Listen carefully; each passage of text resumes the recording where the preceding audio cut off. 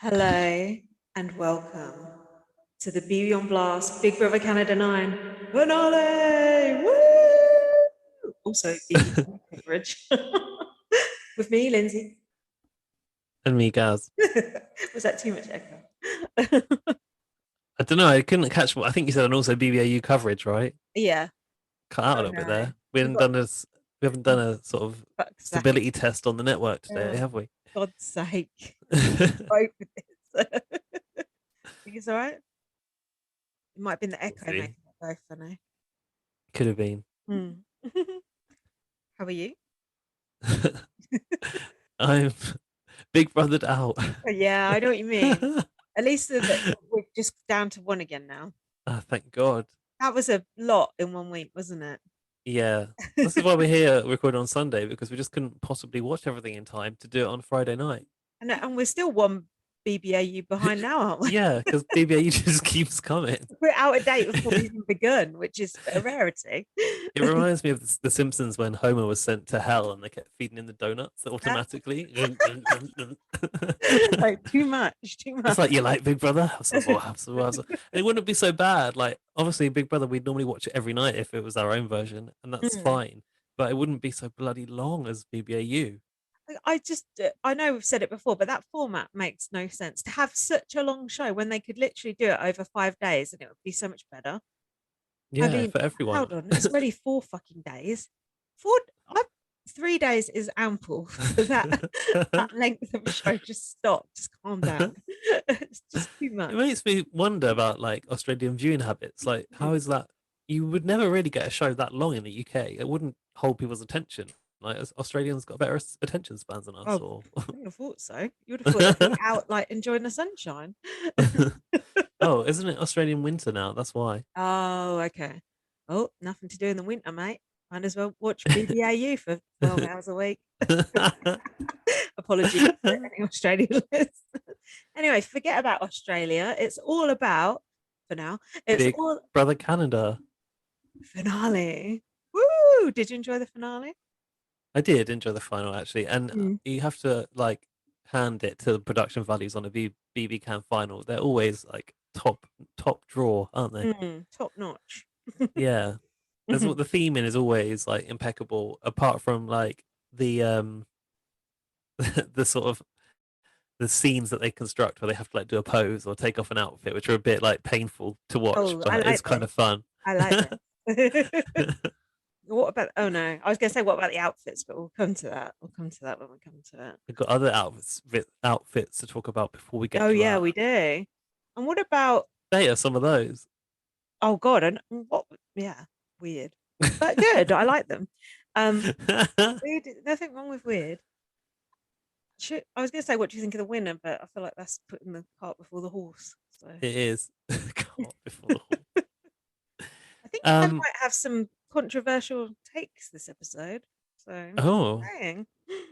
I was going to say first, should we address the moose not in the room, Oh, I, or does that come later? no, let's do it now. Yeah, go on. Why the hell would you do a season of BB Can and not include Marsha the Moose? Even like the audience wanted it, the house guests wanted it. You saw Victoria talking to the walls trying to get Marsha to come Hmm. out. Did like they just not have time to fit it in? Did they do it and like it went wrong, or what happened? I need to know. I think. Well, we could ask someone.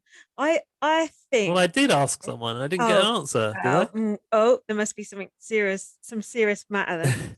I, The artistic difference yeah. between Marsha and Arissa. So here's my take on it. I think they're like trying to be taken more seriously or something. I don't know. That's the only thing I can think. They brought Trevor into a meeting and went, Trevor, like, Yeah, you've really worked hard on the Marsha character, but yeah, we need to take it a bit more seriously this year. We yeah, can't possibly. yeah. Well, I Imagine. suppose I don't. You say that, but they had the counting raccoons over the fence, so. Good point. Yeah, I really can't think of a reason for it because she's a popular character.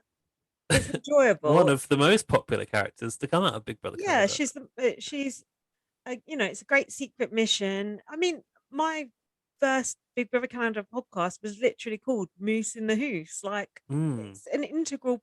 It's like just not having Arissa and just not mentioning it. Will this other person do? No, fuck's that. Just for the first time with no host, it's Big Brother Canada. That reminds me of when we watched the Big Brother UK DVDs and they edited out Davina entirely. Oh, that's so weird. That's like when they do like a documentary and they can't get the rights to the music, and then they just do the fake music. A bit like Big Brother Canada themselves, actually. Yeah, I was just basically, I could not believe that I was holding out hope for Marsha to turn up in the finale. I was like, she's got to be in here somewhere. Like, surely she's gonna do a video message in the finale or something. It's weird. No. I don't understand it. I really don't understand, especially with Arissa producing. Who knows how much the fans love Marsha? I can't believe Arissa would let it slip by. Sorry, Arissa, no shade, but like, what were you thinking? No, she was outvoted on this one. Someone told me Marsha had died. Is that I know. I don't think that's. I don't know where that person's got that from, but they're not you weren't the first person they said that to, because I had a look for Marsha BBCAN9 just to see what is the demand for Marsha out there. Yeah, and what was it? Was it high? Yeah, it was high. Plenty of people were asking where she was. I've heard other people on other podcasts mention it as well.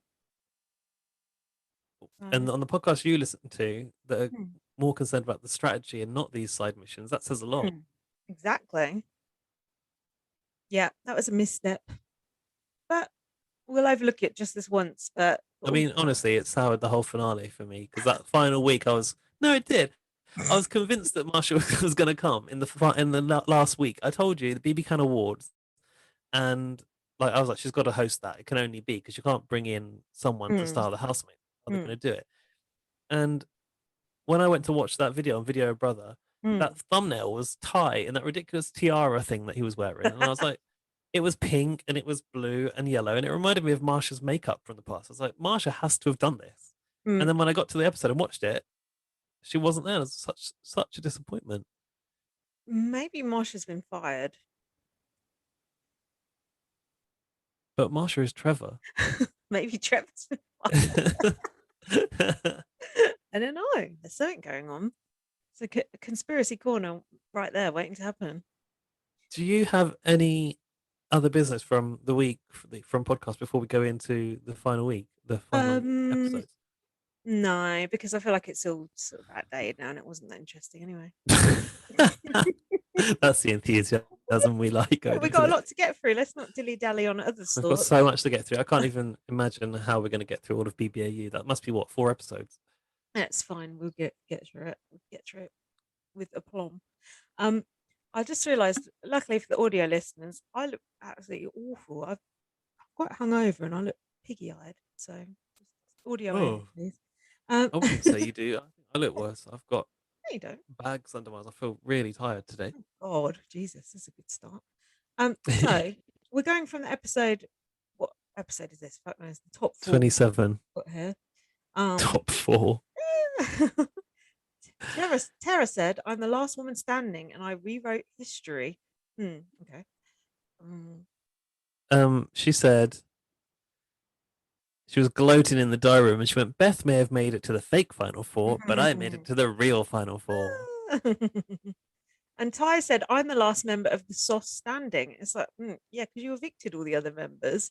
Not like you survived altogether. You literally voted all your friends out. Yeah, the sauce crashed and burnt when Jedson went out, didn't it?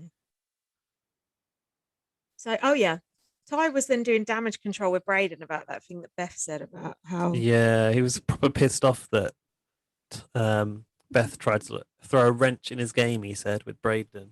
And that was one thing that on the podcast, I think they were saying there was more to it. I can't remember what they said on the show, but Beth was saying Brayden tries to do things in bed with Ty and Ty doesn't like it and just goes along with it. So that was the one thing that wasn't in the episode, was it? I felt like we saw a lot more though in this last week about like Brayden and Ty's relationship, and obviously we already know that Ty wanted Brayden to feel that there was something more than friends. So if that's the end result, you can't you can't pick and choose like What was it? Yeah, you can't have your cake and eat it. No, that's the Mm. wrong thing. What am I trying to say? You know, you can't like put that out there and then not expect him to get touchy feely with you or whatever. Mm. In fact, we saw Ty in one of no Brayden in one scene in these episodes. I don't know which one, stroking Ty's leg, Oh, which I I was a bit saw like, that. oh I clocked yeah. that. Yeah, I And he think was like kissing him on the shoulder and like hugging him from behind. It's like you did, um, what's the word? play into it. Yeah, you kind of like you brought this on upon yourself. Mm. I wonder if Bray will feel kind of used after the season by Ty, or if Ty will be just like, no, it was all genuine, or it's all just a bit of fun, or whatever. Hmm. I'll be interested to see actually if there is anything It seems like said that afterwards. everyone seems quite friendly afterwards so far, but I haven't Right. delved too deeply into the post-season scuttlebutt. Yeah. Um, so what else? He said for her to suggest that it's using and it's manipulative is where I have to draw the line. Well, of Hmm. course you have to draw the line there because that sounds really bad. But Yeah, it's a you, stain on your character. yeah. But also the truth hurts, doesn't it? Like it is manipulative, and Yeah, it was using Braden, and he even expressed that was his yeah. intention. So, So Beth was just hmm, speaking facts. Right? So hmm. done. Draw that line, the line in the sand. Kiefer was going, I'm the last big move in the house, blah, blah, blah, blah, blah. Stupid. I was annoyed to see Kiefer go out for you. I was Team Kiefer. Well, to be honest, by the end, I did think Kiefer was my winner, my ideal winner. And then I don't know if it's too early to say this, but to be honest with you, I felt like Tara deserved it more than Braden or Ty Mm, because you know fighting her way back in, getting rid of Jedson, winning that TikTok POV or whatever it was, like mm. I don't know, I just felt like she played quite a good game from nothing really. She didn't really Yeah. have a strong alliance, and like I understand that it was a historical moment Mm, to have an all black player final two, but I did mm, feel like Tara was sort of like hard done by, and Kiefer in particular was by far the strongest player this year. mm. So But it was then a bit of a sort of they got on. anticlimax for me. Yeah, no, I completely agree. And I was partly rooting for Terror as well once Kiefer had gone. And I did feel like, Wow, what a turnaround! yeah, I know. But and I did feel like if you look at Ty, Terror, and Brayden, it's not really the most dynamic tree to be left, is it? No, even Braden said he said a week and a half ago I didn't have anything on my resume apart from I like to talk a lot. Mm. That says it already, doesn't it? I don't even remember hearing him talk that much. So Yeah, you good strike that point. off. Strike that off as well. um, so And yeah, I wrote, did they just do a cheers with croissants? they did. I've got that. Are they croissants? I think so. Some sort of baked goods. I'm glad I got confirmation on that from you too, because I Mm, thought that's weird. yeah. And obviously, BB's being a bit tight on the booze.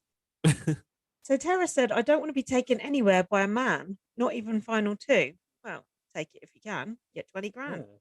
Um, what's this? Taiwan HOH. What HOH was this? It was called Buzzer Beater. Oh, I didn't like It's the that. one it's the one that we can't possibly play along to because it's too hard. I didn't like that one. Boring. It's Crap. Crap. the cards coming up, and it was Mm. like these were the veto players who got evicted afterwards. We would never be able to do that. The fact that people can answer those questions, I do find it quite remarkable, though. It is quite boring to watch though when we can't Yeah. play along at home, and there's so many comps like that. And I get it because it's how well do you know your own game, so it's more important they know that than us. But also mix it up a bit maybe.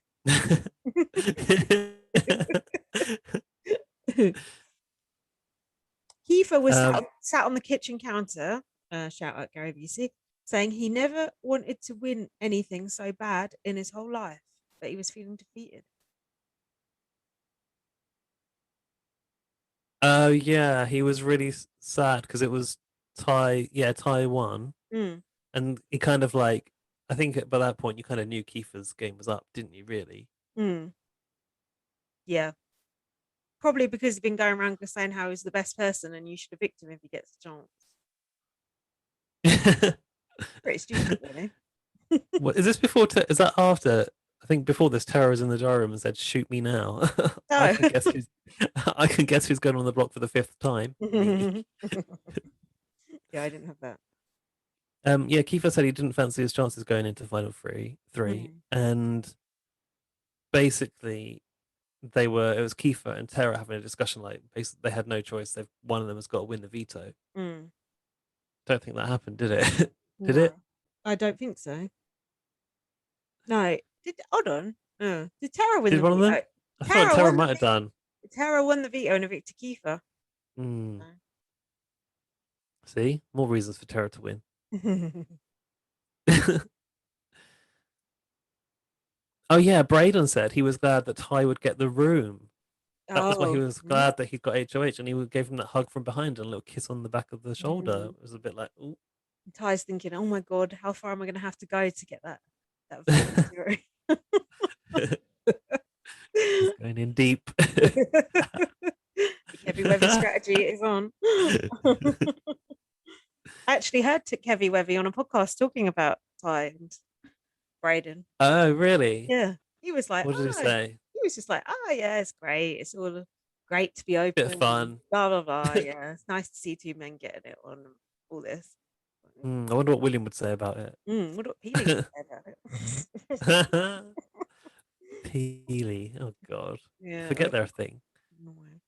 Um. So Ty got his HOH room. Oh, yes. So I had his HOH room and he had a message from, Hmm. do you remember? Oh, the good-looking friend. His best friend, Mm. Abby. And My my little dad went, yeah, what happened? my little radar was going off here. Go on, what did Dan Yeah, say? my dad went, best friend? Are you sure he's not gay? That is Dan said to me. exactly what I under Ty got a letter from best friend. Ty is gay. I've reckoned. I've written down.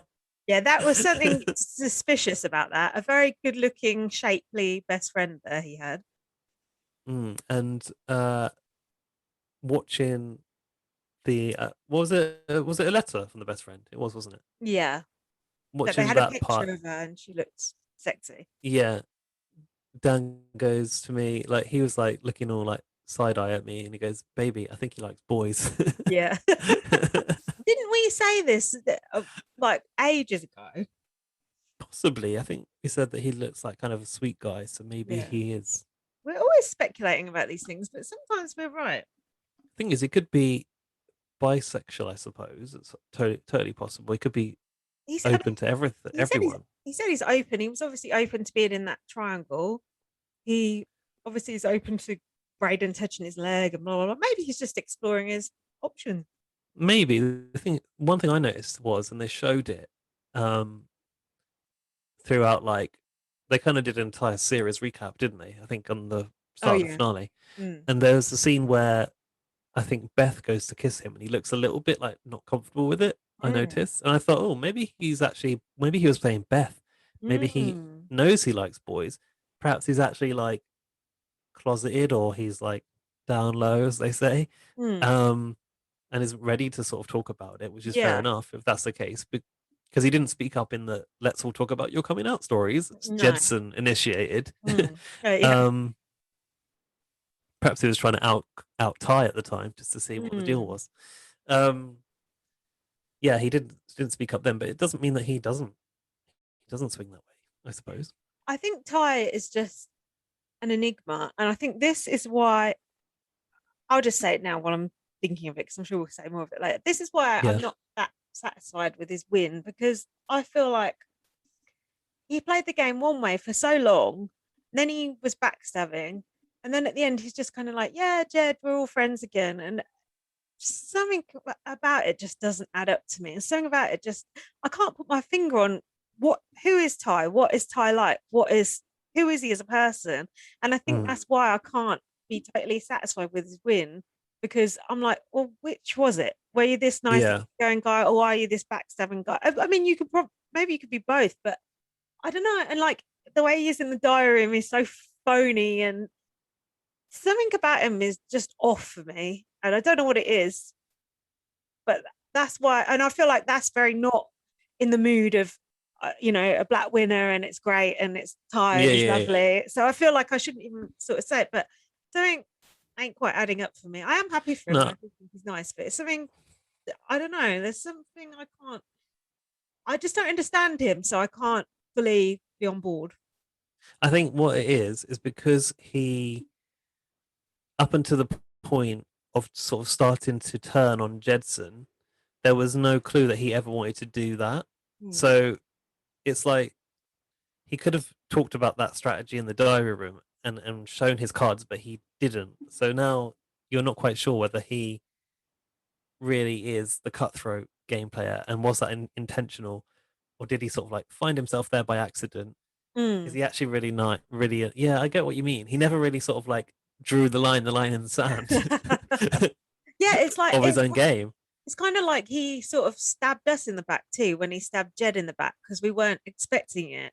And then it's like after that, it was like, okay, well, what are you going to do next? What are you capable of? But he didn't really own. He kind of did own it in a way. I don't know, because should be a move that I would admire, and I did admire it, and I found it entertaining. But he doesn't seem like an evil mastermind. No, right? He's certainly not an evil mastermind. Did he just? Also, you were questioning whether he actually didn't like Jed because of some of the things he said about I know people like him from where I'm from and all this kind of stuff. Yeah, and then at the end he was like, they were hugging, and I just thought, I don't know, something. I don't know, but I don't mind it. I'm bemused by it. I'm curious. I'd be interested to hear I've not listened to any of the exit stuff yet, but if I find out more, I shall tell you. Okay. Because I will listen to it all. Probing on the sexuality subject, by the way, which is probably an invasion of privacy, but he has someone had set up an Instagram for him for his like Big Brother Instagram, but he has his own Instagram as well, which obviously he had before. And I requested to follow him ages ago, and then obviously now he's got out and has got his account back, and he accepted the follow request. So I had a look through his Instagram, and his profile picture was topless, and I was like, that's a bit like thirst trappy. Like most straight guys wouldn't really put themselves topless on their profile picture. I don't know. But then I looked through who he was following, and he was following a hell of a lot of girls. So I was like, oh well, maybe I didn't see any big clues that he was following, the typically gay stuff. But then someone who's hiding their sexuality wouldn't, I suppose. Yeah. Be what you want to be, Ty. Be a nice, good, loyal friend or a backstabbing mastermind, but don't try and be both at the same time because it just ain't gonna work. But sexually, you can be both. You can have anything you like. So just go out there and take it. Sure, he needs this advice from me. Moving on.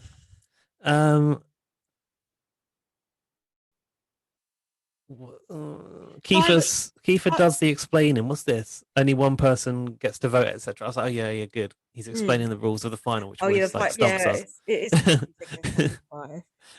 Ty said everybody underestimated me. That's true. I think they did. Oh yeah, there we go. Ty was in his pants. I put here. Oh yeah, Ty was complaining because he was saying the way the final five works is like a flaw in the game, that you're the HOH, but you're not the one who gets to decide who goes. But you are safe, so it's not that bad. Yeah, he actually had something which I thought was potentially worthy of my tattoo of the week. Oh, he not quite, but could have been. He said that is the fundamental flaw of being HOH. You don't get to make decisions beyond the decisions you've made. Oh, like, how many decisions do you want to make? There's also a bit of no, you've got the strongest resume. No, you have the strongest resume between Kiefer and Ty, I noticed. Oh, I wish I'd stop saying resume. It's annoying. Oh yeah, then Braden was stroking Ty's leg. I don't blame him, to be honest. Although I feel like Ty's legs don't match the rest of his body. I think he needs to do a bit more leg work. Oh, I like a skinny leg. Oh, this is when they all got dressed up. Oh, and Victoria was the jury was. I thought jury it was Marsha for a split second. I was like, oh, it's Marsha, but it was Victoria going, house guests. Oh, well, Victoria's good as well. Yeah, but I was a bit confused. They looked like partially dragged up, but not quite dragged. It was like Uh, gender bending. Oh, in the jury house or in the housemates? The jury house, because like Jedson and Rohan had got like mascara and Yeah. eyeliner on. Did you see my tweet? I said, who did the makeup in the jury house? Was it the same person running the shaky cam? Because their makeup looked a bit like splattered on. It looked very good. It's funny. I was going to ask who do you think did that? It Guess they've was got a production makeup artist. Because it wouldn't have been Tina. no, must have been Victoria. Spicy V. The way Victoria talks when she like talks to them, it's like, "Hi, I'm Victoria." It just cracks me up. Oh, it's such good TV. So, who actually did style the housemates? We don't know, do we? The mystery. I don't know, but Ty looked like he was styled by Marsha the Moose or inspired by Marsha the Moose. Ty looked Braden, like he had the Virgin Mary sort of get up to me. It felt yeah, very like it would belong in my house. Picture of yeah. Ty on the wall with his crown.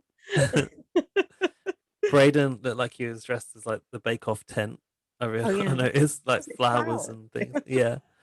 Oh Tara had that like TikTok hat on with the ping pong balls, which was yeah, quite cool that throwback was to her cool. victory. And and her It, dress was like candy floss. mm, It was the really kind of nice. poofy. Yeah, I like that. And Keith looked like the penguin out of Batman. Oh, yeah, I didn't really understand that his one, but what can you put Keith in and make him look stylish? Did you not actually realize that the bird on his jacket is actually one of his tattoos from his arm? Oh, that's cool.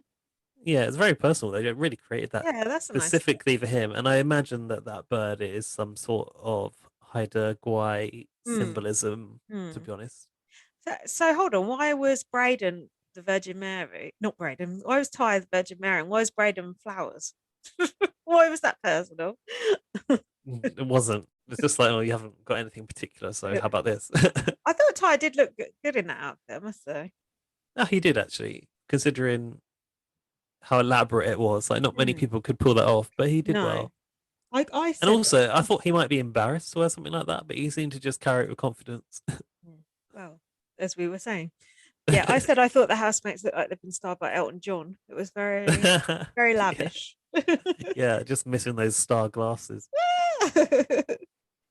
Oh God. Then Beth came on the screen and said, "Do you miss me yet?" And Jack went, "Oh my God, you just can't escape this woman." So annoying. Go away. Yeah, Oh, Beth was God. like Beth was kind of like on her own in the Mm. segments, though. I noticed Oh, because she maybe she never filmed them actually went. later or something. Maybe she never went to jury. It was in the jury house though. I think Oh, she must have filmed it separately. perhaps it was a Zoom background. Perhaps they fell out with her. For being annoying. No, oh, yeah, she was. No, she was definitely in the jury house because I saw She was with Jed, tweet wasn't from a someone tweeted from a scale of 1 to 10 how annoying was Beth in the jury house, and Victoria retweeted it with 25. she? Sweet. So, oh yeah. So, but why did all the house guests sit in the ball pit to watch the video? That was a bit odd. Why not? I suppose it was supposed to be super camp, wasn't it? And it's a Yeah. very colourful room. So What if you needed a wee though? Imagine getting up, trying to get out. Oh, yeah, getting into the pulpit in the outfit seemed a bit of a yeah. challenge, didn't it? As well. What did you think of the awards, all in all? I zoned out of them. To be fair, Same. I haven't got any. I've got this thing about emotional clips. Mm, That's at the end of it. I think mm, um, they did like an emotional clip package, and Tara said, "In the fakest place in the world, we have real things." mm. Um, the only bit I liked out of that was rewatching Terra blowing up after that comp Yeah, and going fucking cowards and Kiefer going, yeah. don't call me a fucking I'm coward, not a killer. Terra. That was so fun.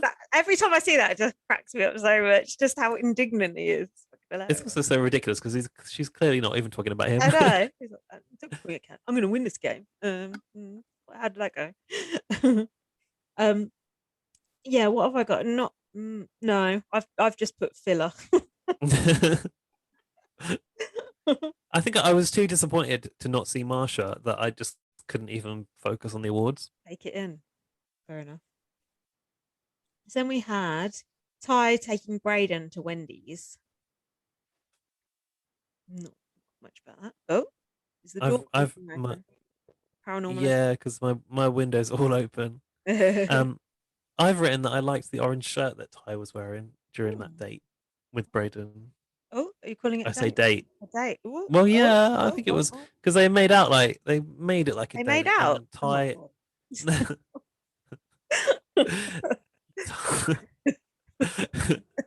You don't want to make out with Wendy's breath. Oh god. Um, like Tara was like, "Oh, get him home by 8 or whatever it was." Hmm. They played up to the whole Hmm. Fair enough. date thing.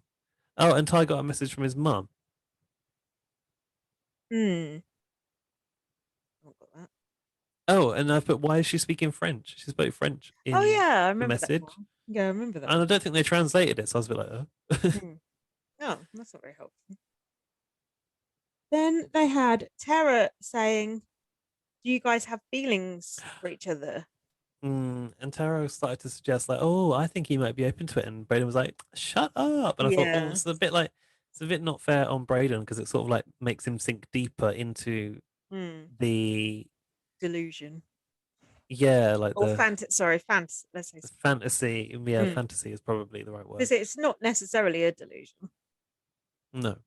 Um, Braden says, "Oh, I do think he's cute." And he said, Ty is a flirty guy. Oh, someone said this. Ty is a flirty guy, and I think Bray has caught feelings. Was it Tara who said that? Probably. And then Braden said, "Hopefully, I'm not getting played." And I've put, "I wish they would show them kissing." It's a bit. Actually, I think Braden might have said he catches feelings easily and Ty's a Mm, flirty guy. I think it was Braden assessing yeah, the situation himself. that makes sense. Do you think they have actually snogged? You told me they had. I thought they had too, but then when I did a tweet saying I wish they'd just show them kissing, and someone said, "How do you even know they've kissed?" And I thought, well, I think Braden said they had, but they just never showed it. You heard it somewhere because you told me about it. So Heard it on the BB grapevine. You know, what more evidence do you need? It happened. Then we had Keith giving himself a pep talk and lamenting about what's it called? Hyder guy. And I don't know why. singing his weird, not weird, his You can't lovely, say weird. lovely tuneful Take song. that back. No, they are weird and wonderful. No, He's just I actually think just a kid from the res. I like his culture stuff. I know he does over it, but I like hearing that strange language that's nearly gone out of fashion. It's like when you go and meet some tribe that doesn't want any communication with the rest of humanity. It's interesting, isn't it? Interesting to hear those vowel sounds that you don't normally hear. Being um, serious here. yes. He said there are thousands of kids like me on the res who want to give up. I've wanted to give up, but you just got to keep pushing. Hmm. Speaking of kids on the res Hmm. and Kiefer, did you see on Twitter that in the Canadian Parliament, Kiefer was mentioned Oh, as really? the fact that he's a First Nation person who's representing on TV, and he's in Big Brother Canada right now, going towards the final. They've obviously got a lot of serious stuff on the agenda in Parliament over there. Okay, no, it's not exactly Jay Goody in India, is Yeah. it? um. Oh, Ty, uh, I've discovered here has not touched the block the whole season. That is pretty impressive. Yeah. Okay. That's very good. Mm. And he said, "You have both played with honesty, loyalty, and respect." Who's he saying that to? His nominations. Hmm. His nomination ceremony. Tara and Kiva. Yeah, he said about Terra, "You're a strong player and have made some big moves, but the numbers are low and I'm out of options." Yeah, fair enough. And he told Kiefer that he'd played a great game, but this is a move that he had to make. Fair. So he did stay loyal to his promise to Braden in the end. Hmm. Yeah, but only because he thinks he can beat Braden at the end correctly. Good point. Hmm. Yeah. Although I think he should have been confident that he could beat Terra as well. Hmm. Better chance against Braden than Tara. Oh well, yeah. What do you think? because Braden just talks a lot. Hmm. Yeah, or not. So now we've got a special eviction. Do you need a break or should we... Yeah, I would like a break. Yeah, I can have a wee. Because I'm so yawny. Excuse me. We're back. Woo! For the special eviction. Oh, it was a special one, everyone. Ever so It special. was kind of it's like sort of obvious. I know it wasn't obvious what was going to happen because we hadn't seen the video, had we? No, we hadn't. But Arissa was here. this would normally be where they showed the veto, right, in the week. No, well, it was like the nominations and the no, it was a veto and eviction. Yeah, it was just a veto and eviction as opposed to just veto. Yeah. Yeah. What were you going to say about Arissa? He was here looking very sexy in a black dress with gold piping. This was the one that was quite night dressy, right? Evening dressy, I would say. Oh, was it not? Was it like a short dress? No, this is a long black dress. Oh, no, I don't remember it then. Oh dear. Well, it got Jack's seal of approval. I'll tell you that much. He's all at least one comment on how good Arissa looks every episode, which is fair. So Ty said, "You don't put people you have final two with on the block." Well, you did. Keith said, "There's no floaters in this house." Well, Braden's still there. Oh. I actually didn't catch what you just said. Ty said because the signal's gone real bad. Oh no! What can we do? It's absolutely fine my side. Oh dear. Let's keep going and see how it goes. Okay, I'm just having a long silence from you. What have you got? You can keep going through your notes because I need to catch up now. Because I couldn't understand what you just said. Oh, is it? If it's bad though, do we need to do something? I think it's maybe recovering now. Oh, okay. Carry on. We had this bit with Kiefer sort of doing a new take on the Lord's Prayer. Do you remember this? No. He was going, "As I walk through the halls of the BBCAN house, I fear no HOH. Blah, blah, blah, blah, blah. Deliver us from evil." But he didn't say amen at the end. He just said, "Let's go." And I thought, well, that's actually quite appropriate. I kind of like that. I like the drama of it. I do not remember that bit at all. It was fun. I don't know why. I've only got notes from where Arissa came on and said, "If you think I'm here to make another appointment announcement, you're right." That's what she said. Yeah, because the veto started quite quickly. I've got the veto now. Do you want to tell us about the veto? I can't remember it. Oh. Oh, is it the BBCAN Times thing? Yes. Oh, yeah, hang on. I got Tara was talking about, what she needed to do, and she went, "Oh, I might go and brush my teeth. That might help." in the veto. Toothbrush strategy. So this veto, I noticed a lot of recycling going on here, Gaz. The files and the cabinets from the old whatever room that was, filing cabinet room. And even the little torch that they were using, the little UV torch. I remember Adam using that to find something in the filing cabinet room. What the fuck was that room called? I don't actually know. But one thing that I will say is that they do try to recycle things in production, and I've seen it said from people who work on the show, like keep everything. And they've got like everything from I think the third season, because I think they moved the house or they changed the house. So yeah, it's kind of cool to see those old things like getting a new lease of life. Kind of, but I wish they'd sort of just try and disguise them a little bit. Why? I don't know. Just like feels cheap. Well, there's another reuse of something coming up in the final, and I wonder if you spotted that. Oh, I bet I did. I didn't like the first part of this task. Did you? Rummaging around for letters and blah blah blah. Yeah, it was like an escape room. Tara said herself, and Mm, it was like that. I kind of thought it was quite cool. Like they yeah. had to spell out the letters on the tiles, and then they realized it was garbage and had to go through the Mm, bins. no, I don't. Um, it was kind of similar to like the concept of finding that thing in the tape player in the filing cabinet room, and Mm. being given a clue. I did like their outfits, by the way. They look cool in the 50s style outfits, especially Ty with his hat on. Looked cool. It was cool how they started it in black and white, Mm. and it Oh was like an yeah, old film. yeah. They did that again later with Bray versus Ty in the final. The opening the shirt like Clark Kent was kind of Oh funny. yeah, Watching them do that each of them do that. yeah. That was good. Why was the phone under a cloche though? Just confused Ty, I think. he, he went out the door to look for it in the corridor, didn't he?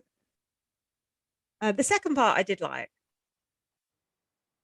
Is the second part the bit on the rooftop with the rain and the wall and the numbers? Yeah, they're like breeze blocks that they had to kind of burst through, but they didn't want to burst through them too quickly before they'd memorized the numbers.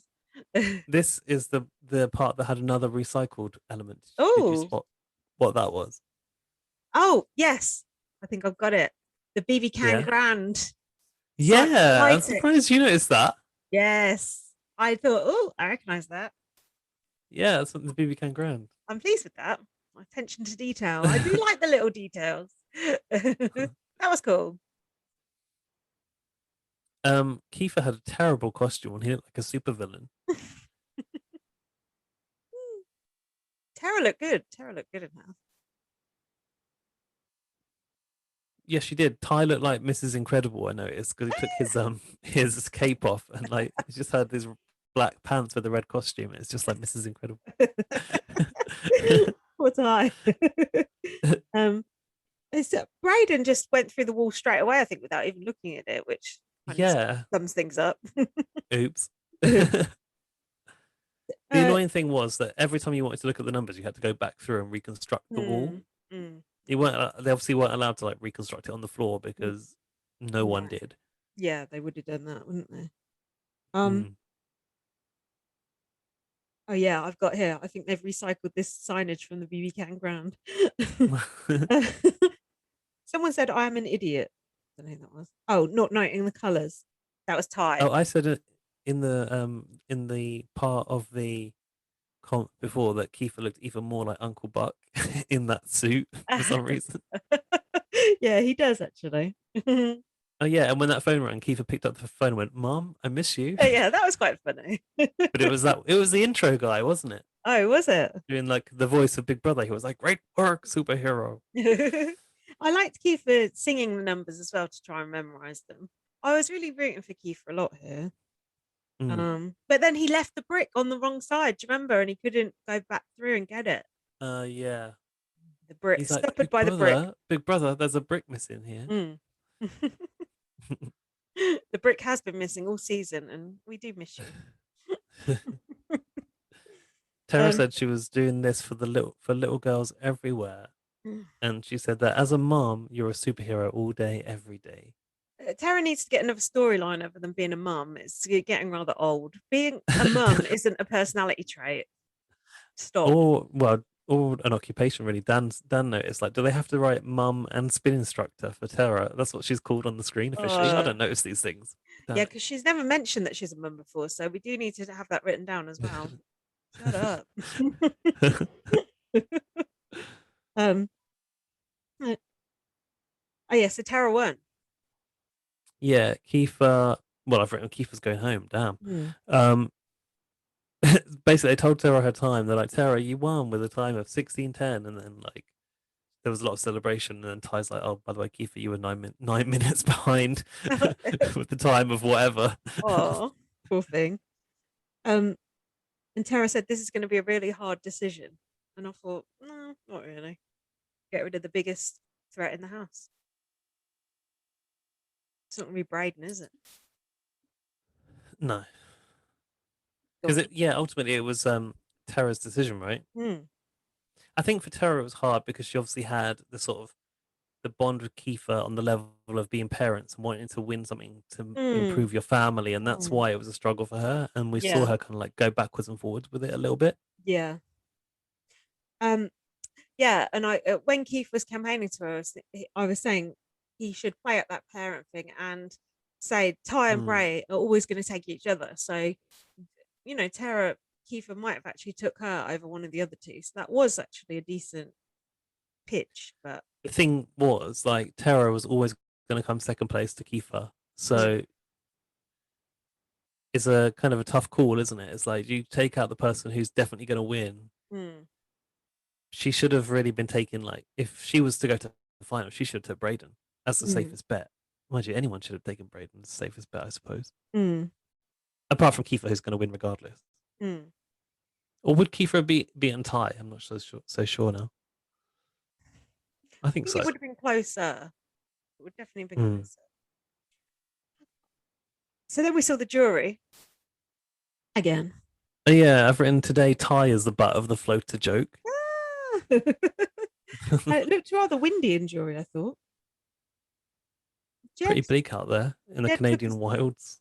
Jed took his top off. Not sure why. Beth was screeching. Sounds legit.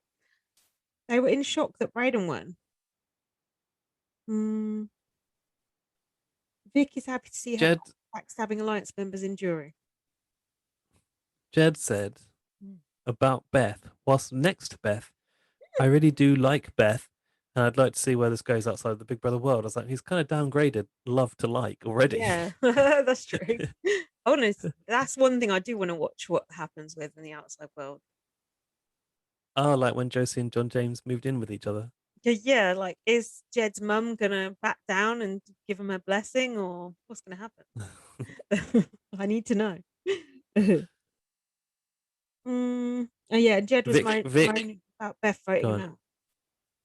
Vic predicted that they were going to see Ty balling next with the Mm. with the hands emoji, because he's like Ty balling from Oh, the rap. right. Oh, Mm. nice spot there. Went over my head.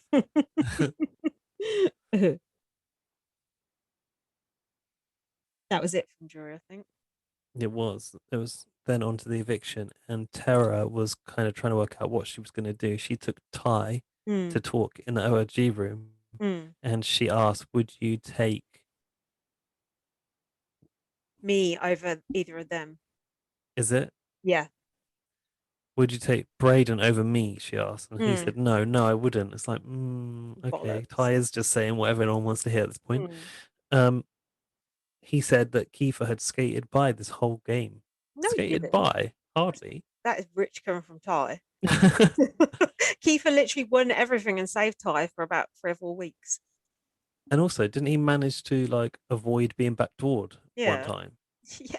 What the fuck? And also invented the plot to get Jed out. Okay. The trap door. Yeah. Yeah.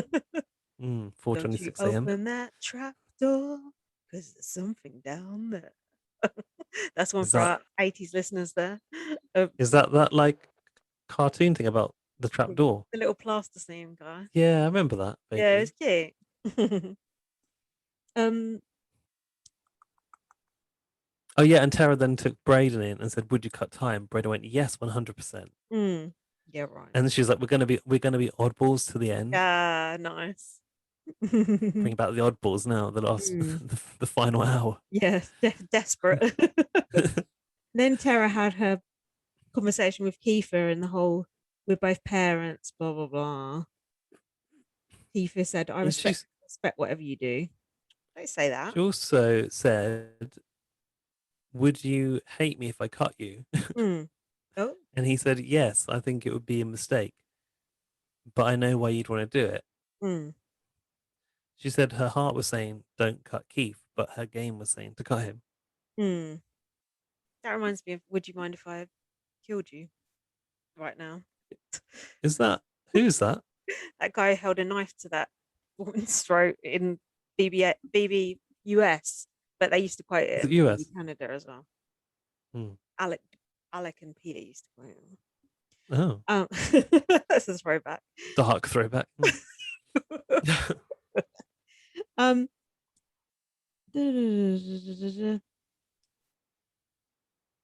It was strong gameplay for Keith to do that sort of like help Mm. me to help my family, though. Yeah, It really was a strong play for Terra it to was go good. to. It was like Terra's Achilles heel, wasn't it? Yeah, it was a good last ditch attempt. I think Tara said, I either take if I take Keith, he'll win for his family, but if I don't take him, I'll win for my family. Family feud it became. Mhm. So then we had the ceremony, and Keith, I thought, looked puffy eyed, like he'd been crying. I thought, oh, the game's up. And he said something, something, something. I'm out of tricks.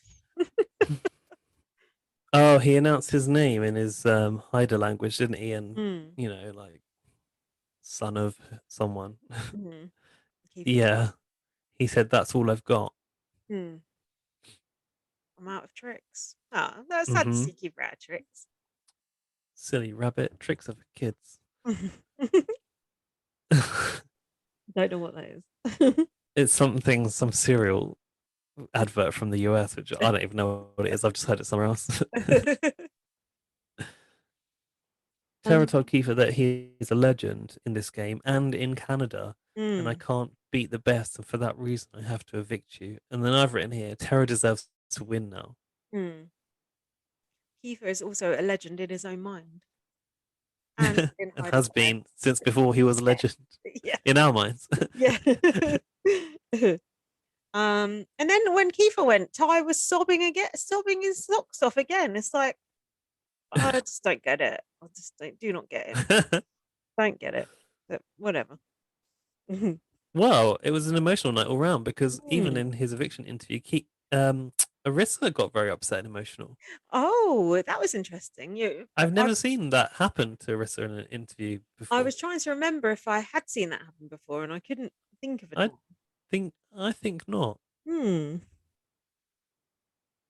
Kiefer said Tara would have made the biggest mistake of her life keeping me. And he said, I feel honoured to have played the game. And Arissa said, it was a joy to watch you. And Kiefer said, really? He was like, really? And Yeah. they were playing this weird music over the eviction. Did you notice that?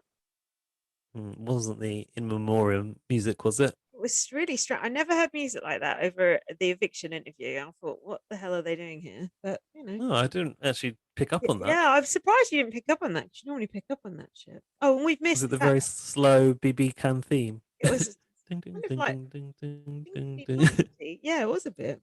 Blinkety-block. We missed an You're important gonna point. say it's the favorite house guest vote for the first time ever. Yes, I am going to say that. Devised to give Keith a 10 grand because he's been such a good player and robbed. They Hmm. must have. They only initiated this when Keith was evicted. Surely just hand Keith Oh, something. I thought Victoria They was must going have to seen. win. That's how deluded I am. I would have voted for her, but I was worried about spoiling. Ty spoiling. Yeah, Um, kind of makes sense that I Kiefer won. I knew it was going to be Kiefer because he'd already won that, first vote to be a team leader, and I think Yeah, but then a lot of people went off him after that because he was being annoying. well we did, but I don't think everyone else did. Oh, a lot of people did. A lot of people thought he was well annoying, but I think he sort of won people back around, didn't he? But have you been listening to any Canadian voices though? I feel like in Canada he's been a bit more kind of impactful Yes, I have been potentially. listening to some Canadian voices. They have Canadian people on Robert's podcast. And they all thought he was a big twat. Oh, There you go. It's closed. who gave that 10 grand though? Because it wasn't from Sunlight or Weber or anyone Hmm. else. So It was from Marsha's memorial fund. yeah, somebody did actually say on Twitter, Marsha's. I think it was Peter Brown, Hmm. or was it Kevy Wevy? One of the two, very Hmm. similar. Hmm. They said, yeah, Marsha's exact fee is 10 grand, Yeah. which is what they're giving away for their favorite house guest vote. Oh, poor Marsha. So here we are, the finale.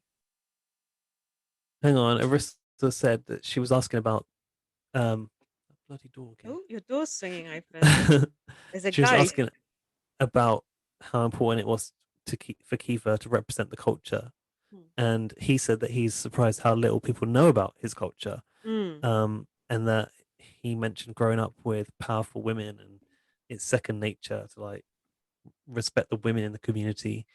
Um, yeah, and I think I was wondering, like, would on a different year would Arissa have got so emotional? I think Arissa's was emotional because of what Kiefer represented, but Oh also yeah. I think it's been an emotional time this Mm, season for other reasons, and I wondered, was this just like the straw that pushed Arissa over the mm, edge? mm. What reasons do you mean, like COVID and not having a crowd there and stuff like that? Yeah, and losing Nikki. Mm, I just think there's been a lot to deal a with, lot going on. and potentially like a lot of responsibility being a producer as well. Mm, God, and listening to those fucking podcasts and hearing people moaning about them cutting those live feeds, honestly, change the fucking record. These people. Can we have a Appreciate quick you've got Big Brother. You've got break? Big Brother, but you should be grateful. Go on. Can we have a quick break before we go into the finale, please? Mm-hmm. Thanks. Hold on, I shall pause. And here we are at the BBCAN final. It's Something we all led to this. something that can finally be rewritten last Oh, year. they picked up this line again, which they had not mentioned since the series launched about rewriting history, and I just thought, oh, it's not rewriting history at all. It's like rewriting history would be bringing everyone back from last year. Yeah, This is a new series. You just yeah. want to make an entirely new house for it. Mm. Chris, his mum, Brooke, Sheldon, lest we forget. It also said in this little intro bit, it could all still fall apart. And I'm like, how? What's going to happen? COVID's Sorry, going to we come can't do in, the final. There's been a shut COVID down. breach. um, one hero. Hold on, we need some echo for this. One hero will rise. And they also said, which is incorrect, the saga is almost complete. The Yeah, what? saga. Saga? Interesting. I never heard it pronounced saga. No, because that's not how you pronounce that. Um, so we had this sort of best bits thing at the start. That lasted 11 minutes, of which I skipped through. Any thoughts on that Well, section? I thought I didn't need to really watch the season. I could have just watched this. Mm, that's why I didn't it bother was to watch it. it was an entire season recap, which to be honest, if you tuned in, partway through the season was probably a benefit. Like I was watching it with Dan and he hadn't like seen the early Some days. of So the he bits, hadn't yeah. really seen like Tara and Victoria going at each other, which was in there. Although Oh, that maybe was good. that was possibly in the awards as well. Yeah. But yeah, he was kind of like, oh, why didn't you tell me this was happening? I was like, well, you don't normally want to watch it. Yeah. You're not normally interested. Yeah. um, so then, oh, Arissa's finale outfit. Discuss. It looked a challenge to move in. I noticed. Um, Mm. I liked the dress, but it really needed the full body shot because when it was the top half of her body only, it just looked like she was wearing a towel, like she just got out of the shower because it was like a boob wrap situation Mm, going on. mm. I thought what it lacked was a little drawstring on it, so you could open or shut the curtains. At the end, it should be like the season is now over, close. That's what I thought it lacked. But yeah, it was very dramatic. The final curtain. Let's see what um. So the final comp. Oh God, this was a funny one. This was the Oh, the one, hoverboard the thing. hoverboard that did not hover. It was more of a skateboard, to be Mm. honest. Bit of a funny theme, this one. I don't think they ever really gave it a name. It was sort of like it looked more cobbled together. Here's some cobbled together shit we've got. A bit of dry ice, back and forth, chips from the gambling competition. Yeah, they Um, weren't they? here's 4 hours. 4 hours as well. I don't think they normally allow 4 hours for any of those comps, That's do they? crazy. That looked But so fucking hard. it was a bit reminiscent of that previous finale comp where there was like an Aztec type theme with a sort of like totem pole monster, like demon head, and they had to like stack these Yeah, chips, these blue chips. yeah. It was But I this, don't think they had to move the entire platform backwards and forwards in that one, did they? Or did they? It's like a no, boat. It was was it a a little boat? Yeah, that was it. maybe they did have to stack it and move it on that. But I think it was you took it to one end and then you stacked it there, whereas this was you had to Yeah, move the entire two stacks. It looked yeah. like a sort of alien ritual, didn't It it? was a strange theme. Mm, a bit cheaper, I thought, compared to some of the final comps that have been really good, like a real visual spectacle. But it was a good comp to watch because it was so frustrating, and it was just like you could see them all getting so pissed off and stressed out about it. That's the sort of thing which would really infuriate me to the point that I just want to smash it over if it Mm, kept falling. But that mm, was like, I guess that's the challenge, isn't it? It's keeping your cool mm. at something so painfully like slow and particular. Painstaking. Yeah. Did you like the bit at the start where they all took their jacket off at the same time? They did that in that other one as well, which looked similar to this in that boat one, I'm sure. It felt a little bit Indiana Jones-ish, didn't it? Yeah, it did. Which I wasn't really sure why, because Yeah, it didn't seem to match the superhero theme, but and I liked hoverboard. it. A hoverboard. It made no sense. None of those elements made any sense. Weird. Um, but hey, they're recycling, so that's good. Um, I like what's the it? voice. I like the voice. I think that was Erin Brock with a Oh, digitalized voice over the top. what was the voice saying? Um, it was like, "Oh, house house guests, you have 4 hours to complete Oh, this right. part of the competition," or something like that. Yeah, I've written, what sick mind invented this competition? Then there was 10 minutes left, so they'd been doing it for 3 hours, 50 minutes. And they had sudden death, so they had to take a certain amount over something or other. And I think it was. I think they reduced it down to 40 chips or something, didn't they? could you knock other people's over if you wobbled it particularly hard? I was wondering about that. You get blowback. Mm, I would say potentially, but it looked quite. They looked quite separate in their own channels to me. Wouldn't be fair, would it? Um, so Do you Braydon remember won. when they had the like balancing the ball on the bow and arrow thing, and someone was telling someone to walk lightly? Oh yeah, tread Mm, lightly. mhm. Were you surprised to see Braydon win this one? Um, I can't remember him winning it now, Mm, so I don't know how I felt about it. well, Maybe. that's what happens when you don't write notes. Although we do have a quicker podcast, so God bless. I was Um, convinced I'd remember what happened. I guess I didn't remember the end result. Braden said he's won it for all the minorities out there, and it reminded me of the Girly Boys speech. I do remember that this now. Actually, well, I told you I was partially spoiled by the thumbnail on Video Oh, go Brother, on. which is really fucking annoying. Yeah, Whoever fuck runs that. Video Brother, can you not sort that out? Video Like brother. the thumbnail was Arissa in the middle, Braden one side, Ty the other for that last comp. So I kind of already knew Tara wasn't going to make it through. That sucks. It was annoying, but I was trying to convince myself, like, oh, maybe they do play against each other, and Uh, it- you know. Stranger things have happened. Topaz really proved that much. You never know. You need to get those torrents off me in future, especially when it's a final. Fuck those. Fuck Especially those if they're torrents. gonna not change that thumbnail to be something generic. Dumb. Um, so Arissa was then praising the indigenous people again and said, Shimowich. So that was nice. So then we had the second part of that. We've already ascertained we don't have we are the indigenous people here, so we don't understand. But we, Speak for yourself. Had a DNA test, and I'm partly Ashkenazi Jewish. hmm, are Whatever judging that is. what I could be. Hopefully something interesting, but I've I'm a got little enough. bit like. Go No, I've got enough trouble with my immediate family. I don't need to know on. about that family tree. Not interested. I'm like a little bit Scandinavian, a little bit like is it Middle Eastern? I'm not even sure. Actually, I'm not going to keep talking about it because I need to look at the map to tell you.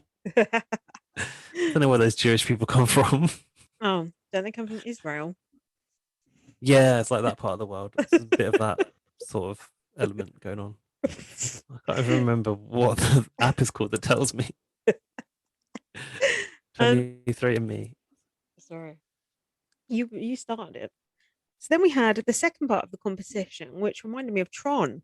They were in a giant, Oh, it did look like Tron. Yeah. yeah, a giant neon triangle, and they had to chuck balls at blocks with numbers on to answer how many days of blah blah blah. You know that old same old shit. Um, They what had do to leave like the remaining correct blocks that said the right numbers for the right days. It was you, like another one which is impossible for us. do you think this favored Ty or Tara? Um,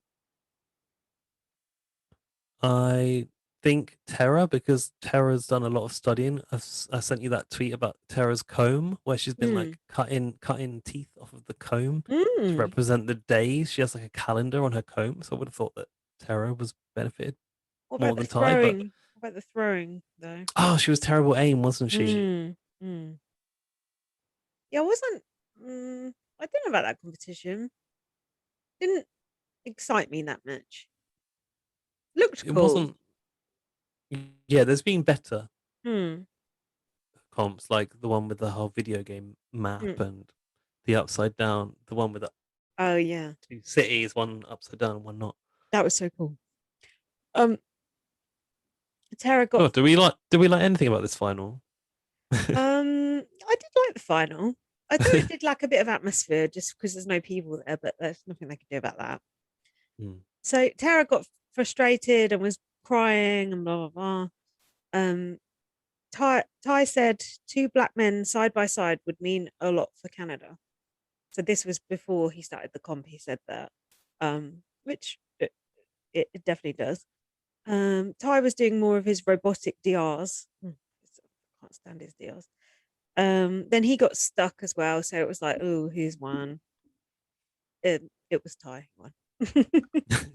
Then they played some weird Was it music. by a lot? Do you know? Was it? Can you remember? I've not put. I don't. I'm not sure they Maybe. said because normally I would put. Well, I think they did, but I missed it when I was watching it. Hmm. So then Tara was crying because she knew she was going to go. I think. Then we saw the jury. Oh, the jury deliberation. I have to say this was another bit I wasn't Oh, that fond of. with Anthony Poutine Oh, I'm Puppy so coming in. over him. It's annoying. In Puppy, I mean, not as in puppy, Pappy. Pappy. He was the size of a house as well. Did you He notice? was. I thought that. Massive. And that mask covered like all of his face. That mask was too high.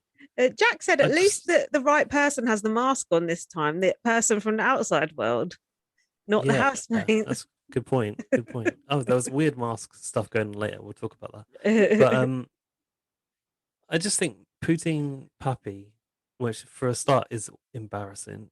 Anthony believes his own hype too much. Yeah. Like he's not that entertaining. He just loves No. himself Yeah. overly and he's smug and I don't care what he has to say. No lies If you can't get detected. Ika Wong, if you can't get Ika Wong, don't bother. Yeah. Hasn't Also, go on. hasn't Ica cut ties with Canada? Apparently so. Yeah. Um, but yeah, I think failing getting Ica in, I might even accept Neda. Yeah, why not? Mm. Yeah, just the whole thing just didn't work for me. From the hideous white couches they were sitting on to I don't know, just that didn't feel like it had any drama. Like normally, like when the last person walks in, Kiefer walks in, it's normally like, oh, but it just felt like blah. He just kind of walked out, and there he was. Oh yeah, yeah, What did you want? Dry ice, like when the sofa opens in yeah. BBAU. Yes, I did. I want a bit more razzle dazzle. Um, and what else? Oh yeah. Anthony goes. I was final two, so I don't know what it's like to be in jury. Oh, shut up. Yeah. Annoying. I've said this is a lackluster deliberation. I've not written very much about The thing is, I think we would have complained about this no matter who it was that came in it. to do it. Mm. On US, they do this really well, and I just felt like they didn't do it very well here, which is a shame. So then I have some notes on the final 3 outfits you wish to discuss. I shall describe them to you, and you can Yeah, remind me pick what or they look choose. like. Ty had a 3-piece suit on with a waistcoat, and it was I don't know what color you Purple, describe it. Lavender? Or was it a sort of pale purple? Was that? perhaps lilac. What do you think? It wasn't quite lilac though. What did you think? Um, I think it's possibly the best tailoring that we've ever seen on a BB Can finale, but the bar is set very low. Um, I don't quite know why he was wearing a bow tie. I feel like bow ties are a little bit. It's like a Hmm. little boy at a wedding. Like, okay, I've had Yeah. my time when I've worn bow ties now as well, but like I probably wouldn't do it now. Yeah, it's a bit Pee Wee Herman.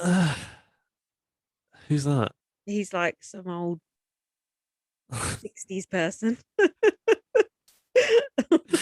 Sounds like Kevy with his girlfriend. I Um, thought Ty did look good though, and I quite like the color actually. yeah, the suit was good. I just don't think he should have had a bow tie on. Hmm. Tara was wearing a one shoulder number, asymmetric kind of dress. It was Tara I probably looked the best out of them all, I would say. it was really nice. It Jackson was white never and looks. floral. Hmm. And she also had her hair to one side and kind of Hmm. curled, like loose curls. That was quite nice. Hmm. Braden had on a tie-dye a jacket with no kind of like a splash of paint on it, I would say. Was it? Was it mostly black, but it had splashes of like blue and pink? Yeah. I didn't mind Yeah. that. A bit understated for Braden, maybe, especially after the flowers. Didn't he have like yeah? Didn't he have like a closed like a collared shirt, but he had like one of those. I don't even know what you call that. Like something that hangs off of the Oh, I know. corners of the collar. What is that called? Um, oh, I don't know what that's called. I can't bloody think. It's like an alternative to a tie, isn't it? Laurie will message us. Like the guy on the chase has one as well. Um, the menace. It Uh, feels like something from Cowboy times. yeah, the Wild Mm, West or something. Yeah, yeah. they kind of had a little resurgence here though a while ago. I feel like you could have found a lot of them in Top Man like a Mm. couple of years ago. I don't know if they're quite still in fashion Oh now dear. though. Eesh. But on the whole, as you say, the fashions were a lot better than usual. I Yeah, know. it was better than usual, and they looked kind of in sync with one another. Like it was, they obviously were styled to complement each other in the Mm. final. And even the jewelry didn't look too bad.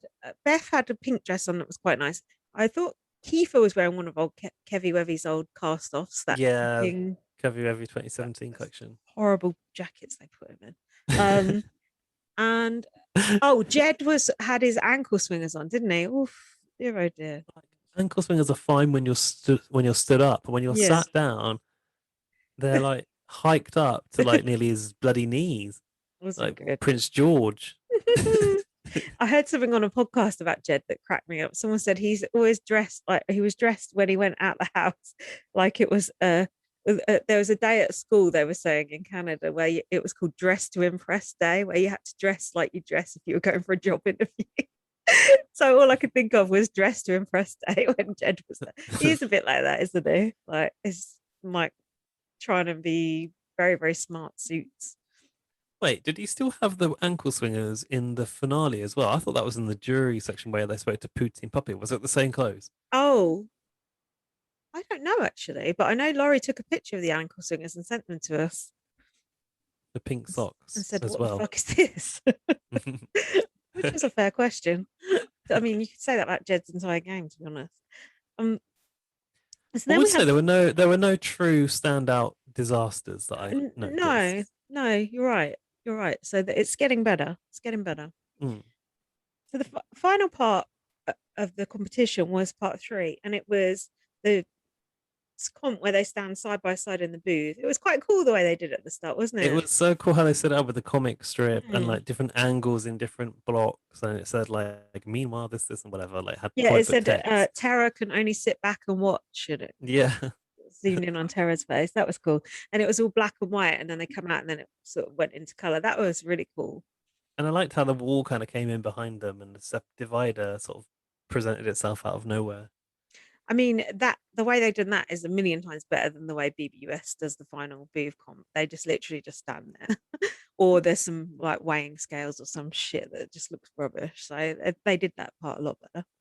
Um, so it was the usual blah blah questions. They got a couple wrong each, didn't they? And I was hoping it was going to go to a tiebreaker. Do you know how Me Taiwan? too. Do you know how Taiwan here? No. He was stopping and thinking.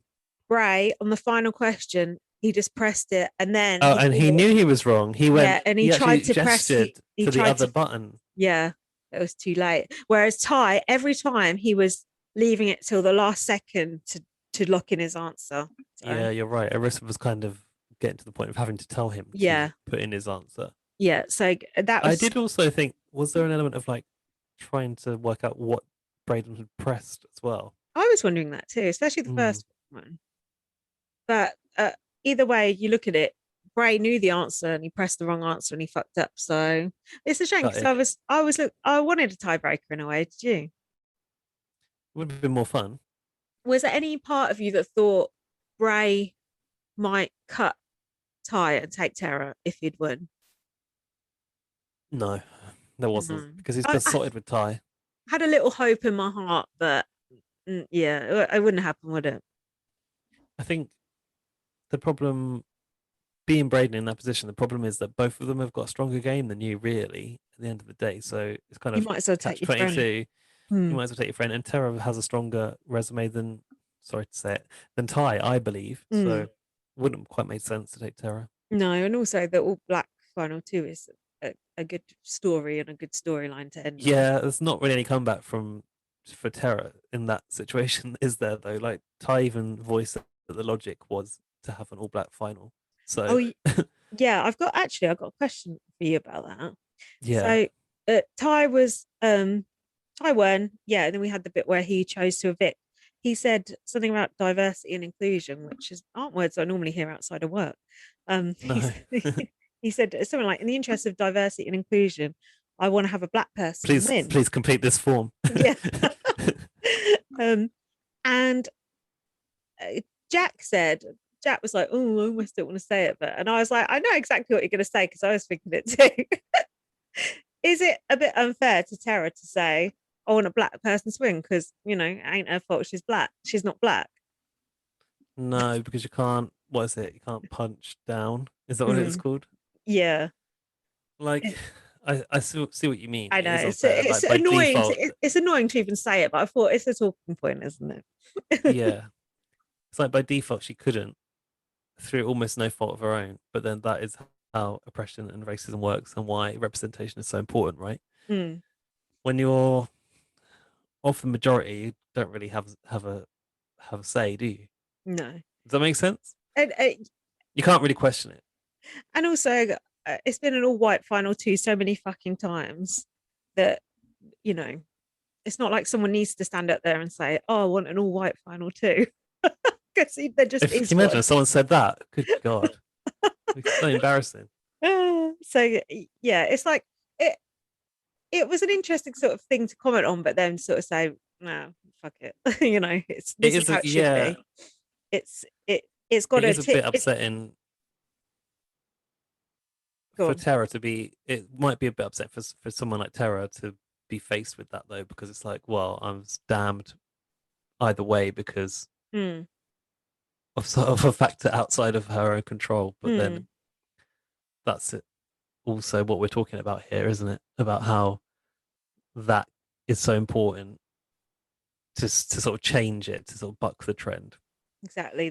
The scales have to tip back the other way before they can become even again. And I think a lot of people don't get that part. That you white people are going to have to feel. It's so embarrassing to even say, but white people are going to have to feel a bit left out for a little while before things can even back out again. Even if it's like a few hundred years, you're just going to have to suck it up. So shut up. So do, A few hundred years. don't you think? I mean, that's not even going to even it out. Make it a few thousand. Do you think Ty would have took Brayden if Tara had been a really shitty player, like a total goat that you could just drag? Would he still have took Brayden?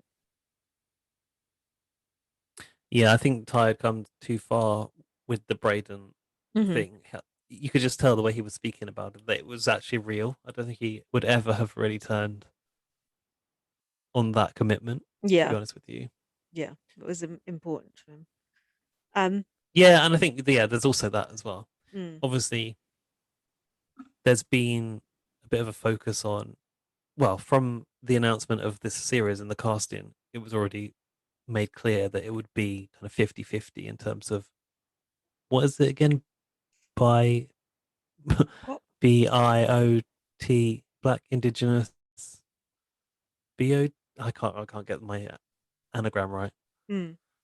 Black It's not Indigenous an Black in anagram. no, is it an Acronym. acronym?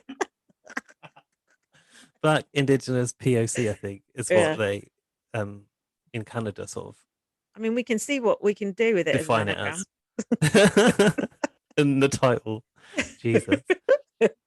Um, yeah, in a season where from casting it was like that was the focus, it makes Mm, sense, especially how they've all appreciated how diverse the cast was to take that through to the final as a matter of what doing what's right. God, I can't get my words out today. mm. And should we talk about that briefly, like how we feel the casting worked and how it did shape up to be a different kind of season? And I mean, it was the characters were great anyway, regardless of their backgrounds, but also the messiness of the season and just the different types of alliances we got. And it kind of, I was worried it would still be the white people ganging together and the minorities sort of ganging together and taking, but it didn't go like that, did it?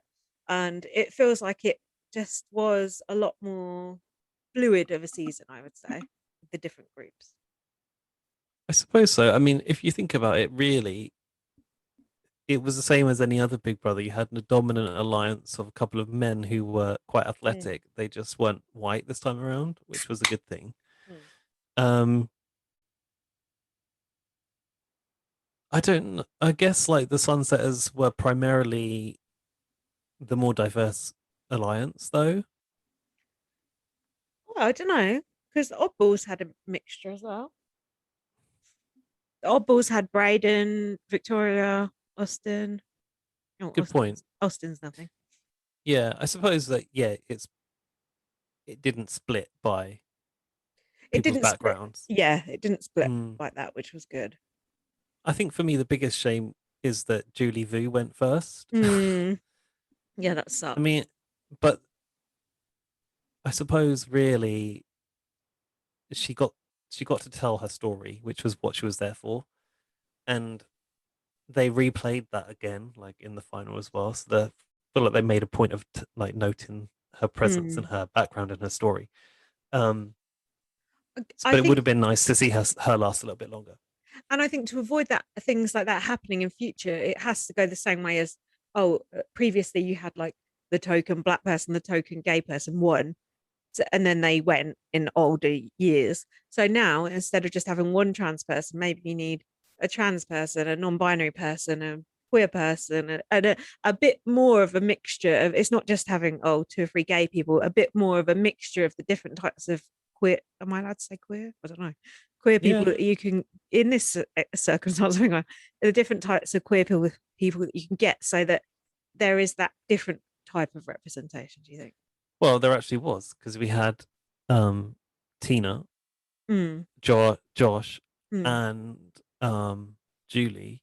Oh, and Latoya. And Latoya, who, by the way, I'm bi, but people don't really know about it. And then they Mm. replayed that in the final. I wonder if she was like thinking, "Shit, I wish I'd never said Yeah. that." Mhm. Yeah, I know we do have all that, but I don't know. It still didn't feel enough with Julie going first. Wait, and Braden as well. Maybe I'm too. Perhaps I'm being spoiled then. Yeah, I don't know. I think we perhaps felt hard done by because Julie and Josh followed each other out the door, and then Mm. they were kind of like representing LGBTQ plus in the strongest way in the start. In a different way to a way that we're used to seeing, maybe that's a better way of putting it. Yeah, Not and I the think stereotypical gay characters of, you know, the years gone by. I'm not going to say, but you know what I mean. yeah, I think also Julie just seemed to have potential to be quite good entertainment. But Mm. then when I like look at Julie's social media, I'm like, "Ugh."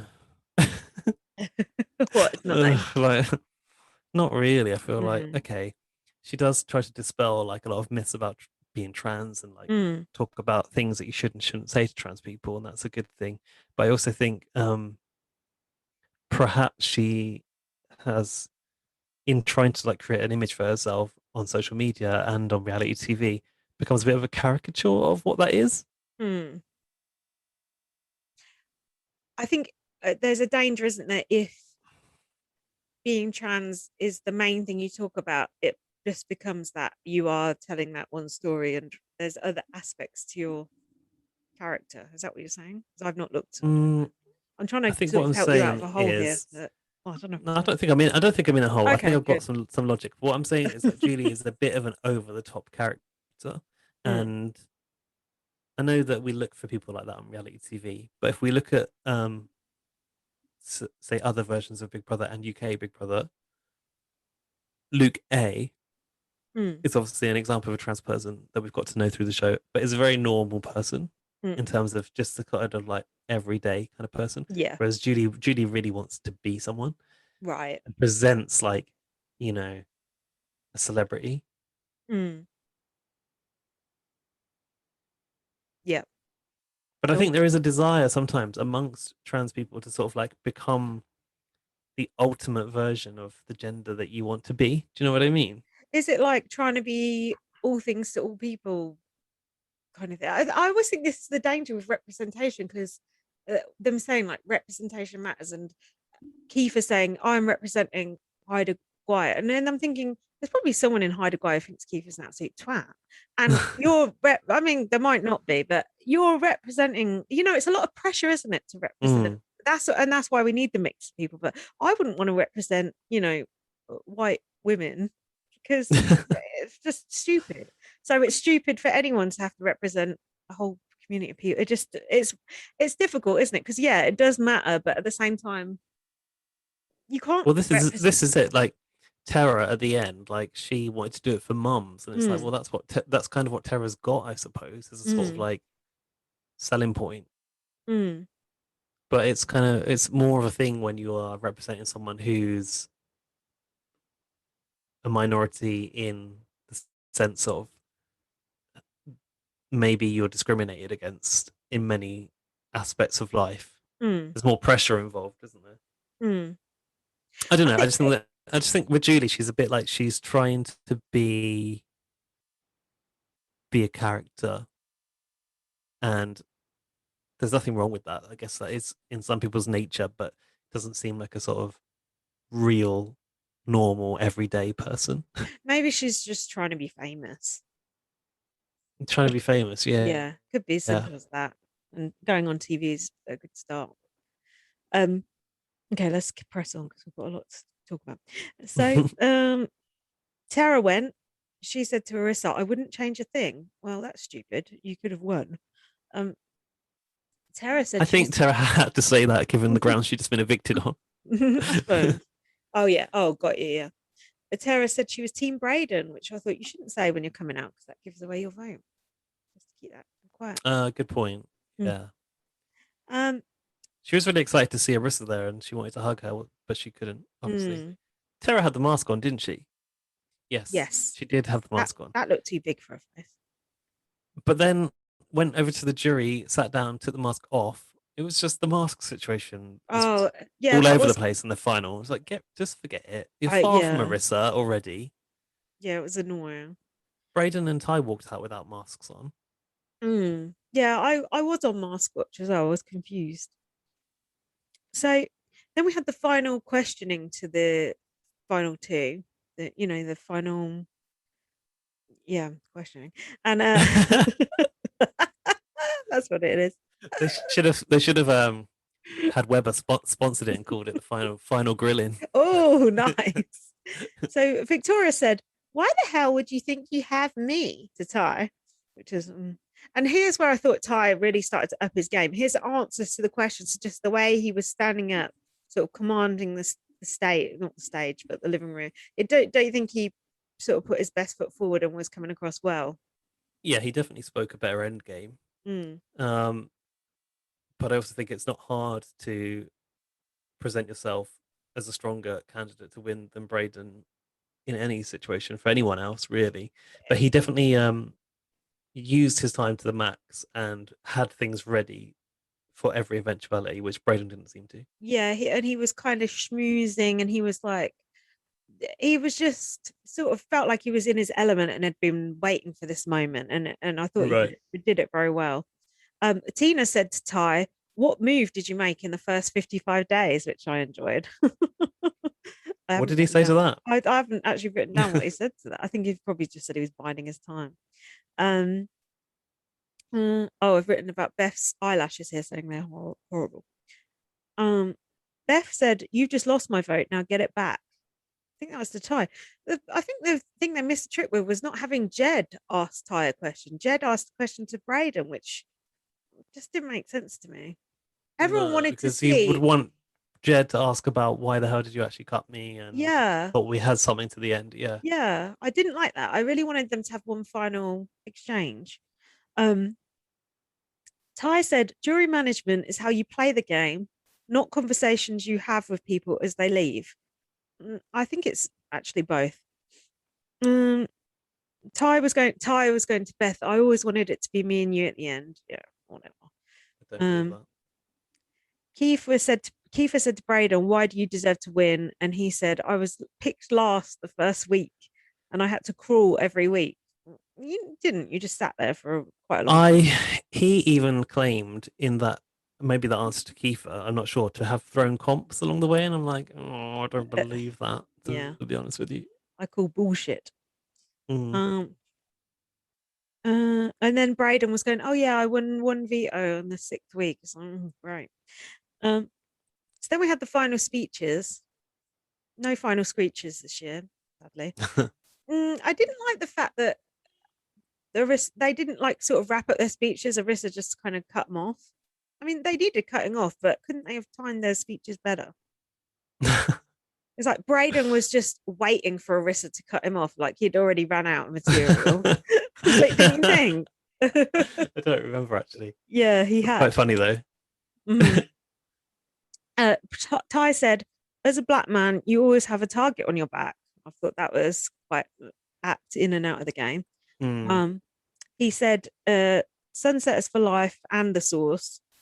Not sure that he stepped to that. Thing is, he didn't he also say as a black man in Canada as well, and I was like, well, that's like something I'm not used to hearing, because I think like Canada's a utopia where everyone's really happy. Yeah, but we know it's not. Through the lens of BBCAN, I think, Yeah. really that's how I think that. But yeah, evidently it's not. I've put it was an impassioned speech, but he should have screeched more. Um, Braden said, "I was on the block 5 times." I thought this isn't a great thing to say in your final speech. Oh, but he never had one vote. I thought, oh, okay, that's okay. Arissa then reminded people that you're voting for the winner. Very useful information there. So no one does a Oh, toe pat. I didn't even notice that this year. Yeah. Like, Bad. even Jack noticed it, and he's never even seen this seminal moment. Bray and Ty were holding hands at the end. That was quite cute. That was cute. Ty's still managing that relationship to the last. No, just kidding. Just kidding. Oh, I liked this. I bet you like this, guys. The little wallet that they had with their keys in. Did you like that? Did you know? Wasn't it like a little box? It had a Big Brother eye on it. Yeah, yeah, I did like that. I'm not sure if it was a box or wallet, but it looked nice. Like the theme was a bit weird. It looked a bit like it was the eye that's in the house behind you, but with this like yellow and red background. It was kind of like communist art in a way. That fits Soviet era art. that fits in with Big Brother, I think. So Beth was like yodeling or something. Why was she yodeling? Fuck So no. annoying.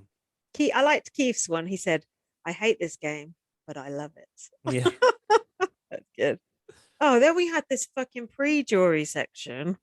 Anything to note on that? What's the pre-jury They section? spoke to all the pre-jurors on a screen on the screen. They came called in on Zoom. Mm. Um, I think the only thing of note on that was that Latoya said that nobody wanted to see that romance between Jed and Beth, and then Ty, Braden and Ty were like laughing in the background. Like Braden was at his jaw dropped. Yeah. And Latoya said, but Latoya did say, I was disappointed to see Jed put Keith on the block, and then to see Ty and Mm. Keith turn on Jed, like telling them off. I was like, you're in trouble. Watch Well, yourself. Latoya, you spoke a big game, but you didn't last. So Exactly. You're in there your 5 minutes. opinion's really irrelevant here. Yeah. Fuck off back down to the cop shop. Um, Julie View said, Vu said, give the people what they want. Julie for All Stars. Not that See, bothered. she just all she Yeah. cares about is her fame. The only thing I want for All Stars is Victoria. Victoria, Victoria, Victoria, Victoria. That's it. Kyle said, "Oh, unfortunately, mine and Austin's romance was cut short. Not for the viewers." Yeah, and then Marissa was asking like, would it happen like now? And I was thinking, clearly that's not going to go As anywhere. if, Like, poor Austin having to sit there and listen to that, like yeah. awkward. It's like Christina being asked if she's going to go on that date with Mitch.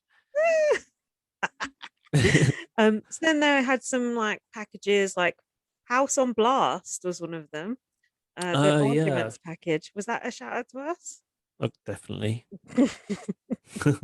And then we had uh Arissa asking about Ty's edges, and he said anyone who is black helped cut my hair.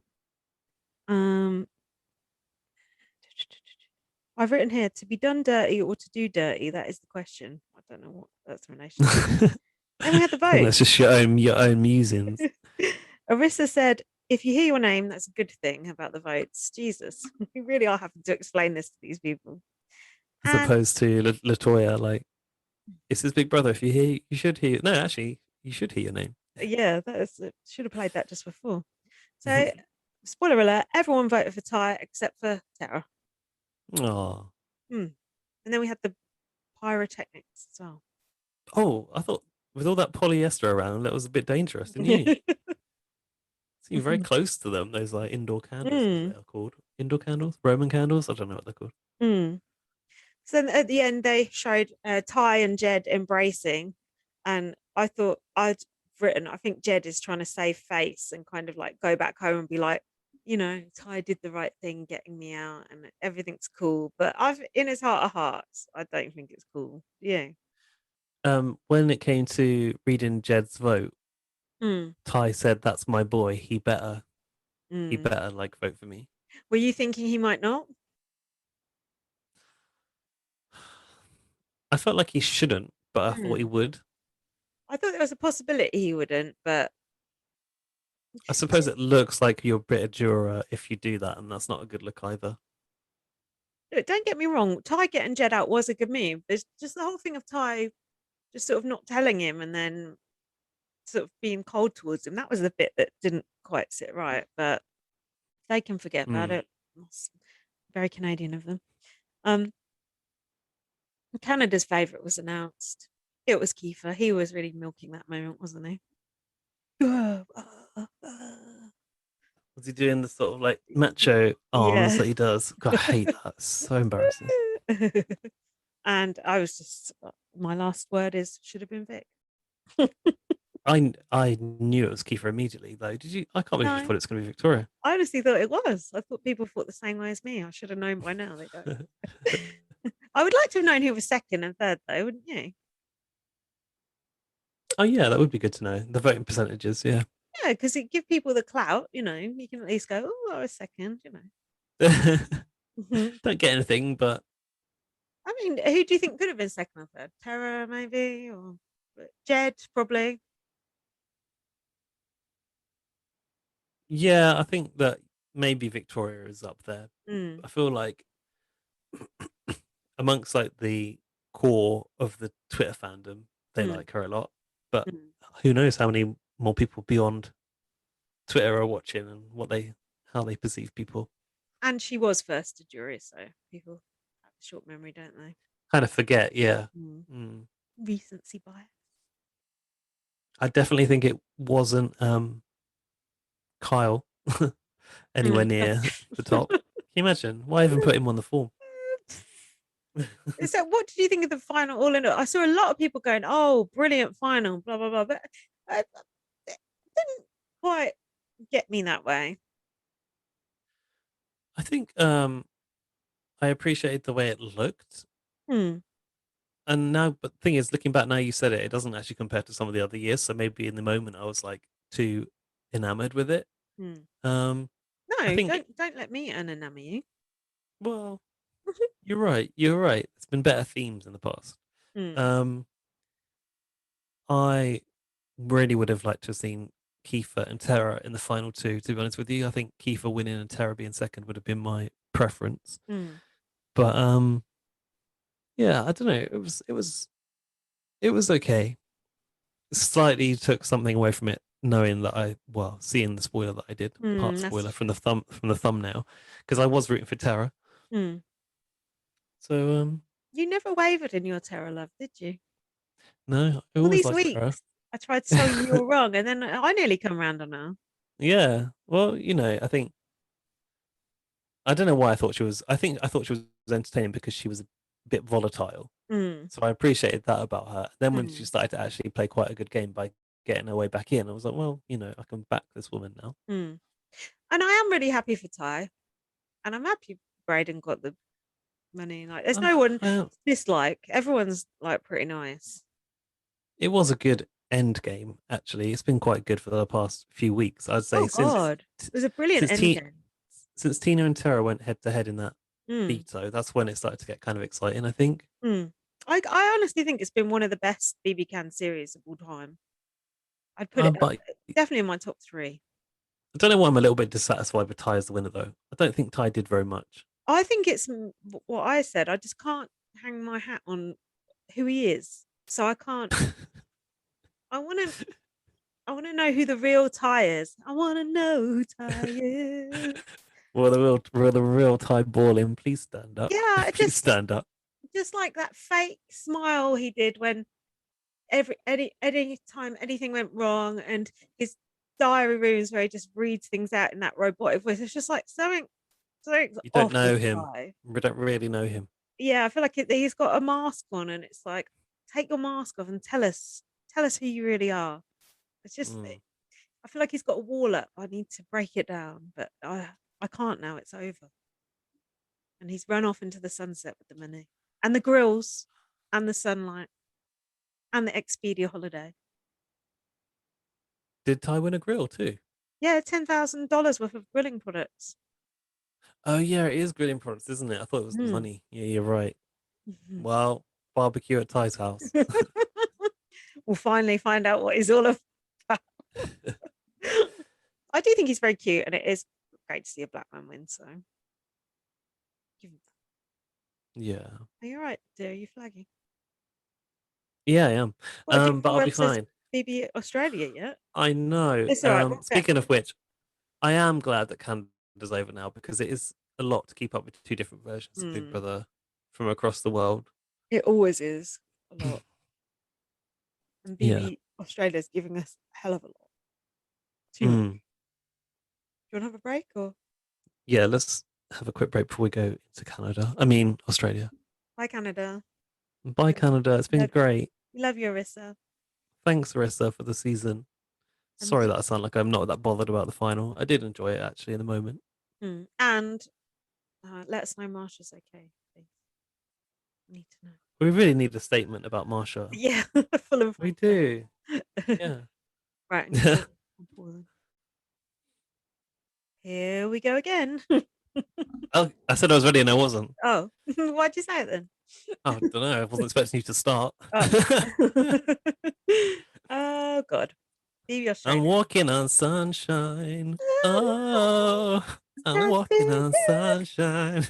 Whoa. Just a general overview of BB Australia. I was really enjoying it up until the last episode. And I you know know, why. you know Because why as Big well. Brother started fiddling with the game.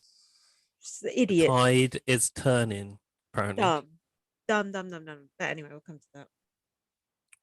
So it It's was. surprise week in the Big Mm, Brother house. Surprise week mm, seems to be going on forever. Like, mm, I can't get my head around what is a week in Big Brother Australia mm. in real time because it's like Every the episode episodes. feels like a month. Yeah. But like what I noticed was I heard in the last episode housemates saying, "Oh, but the eviction that happened yesterday." So I'm like, they actually do evict someone every day in Every real day. time. Hmm. I thought it was just every day in our time, not in the real life house. Maybe they just sort of refer to it as yesterday, if you know what I Yesterday, when mean. my troubles seem Oh so far God, away. let's not go down that far. Um, then we had Tilly was waking up and moaning about the being woken up by walking on sunshine. I don't even like this song. Dan does a really good Tilly impression. We should No, probably get him on to do it. mine wasn't great. I've Tilly's grown on me, by the way, Wow, I was gonna say you mentioned Tilly and you don't like Tilly. mainly because of her comp prowess. Oh yeah, she's good in the comps, isn't she? Yeah, and she's on our side, so Never, I'm like, yes. never underestimate the little girl. um, She said the mood is good. It's all cleared now that Renata has gone. Oh yeah, Renata had just left the house. They were all feeling a bit oh like God. the sort of cloud had lifted. Hmm. I think we had a Marley VT that he works with kids with disabilities, or he was talking about that. Um, he was talking about working with kids with Mm, disabilities, and they are his best friends. mm. I like Oh, Marley, but it's a shame he's on the wrong side of the. I feel exactly the same way about Marley. Like I Mm, want to back Marley. mm, He's a nice guy. mm. He seems like Cute. he really cares about being on Big Brother. He's good looking, Mm, but he is with the wrong side of the house. mm, And it's only because of circumstance, I suppose, that he came in with those people. mm. Yeah, oh, yeah, that's true. Well, Katie But wasn't with those people.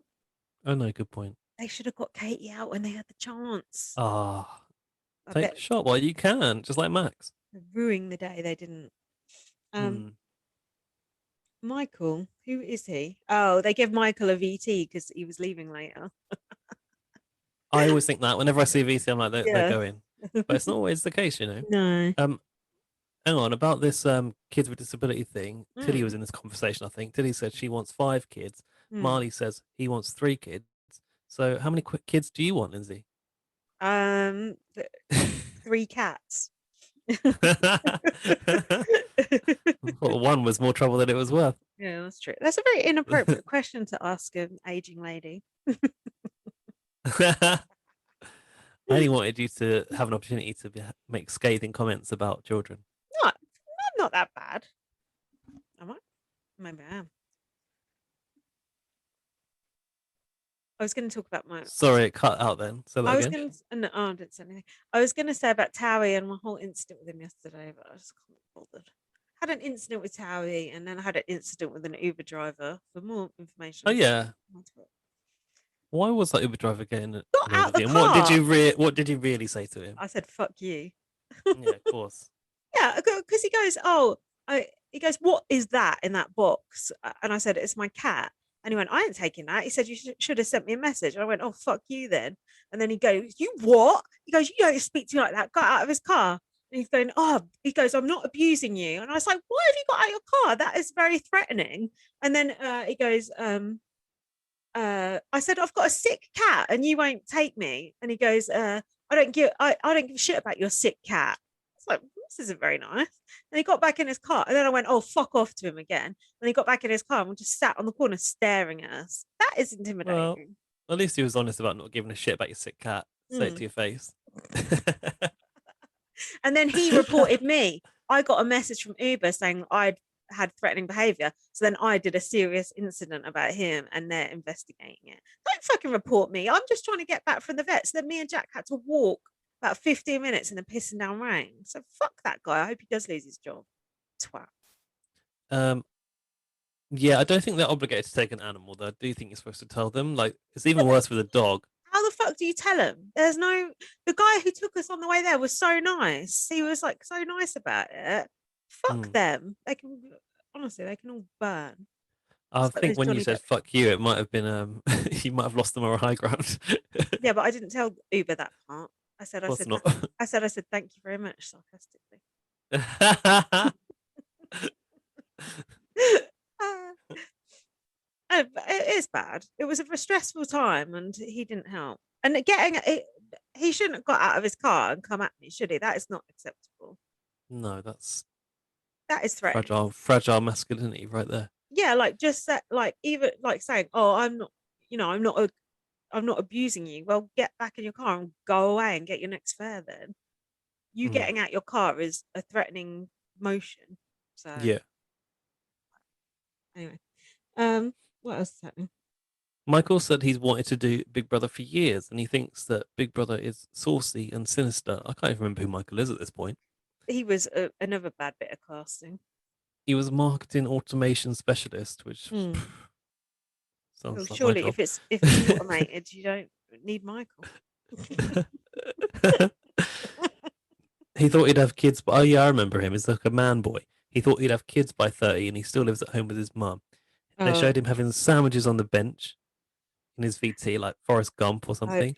that's like me when I don't want to speak to people at lunch, go and sit out in the rain, hide under an umbrella. They definitely constructed that VT there. He like left the house, and his mum was like, "Michael, don't forget your Hmm. sandwiches." It's like, please. We So could yeah, have really lived without ever seeing his VT, couldn't we? Let's be honest. surprised they bothered actually.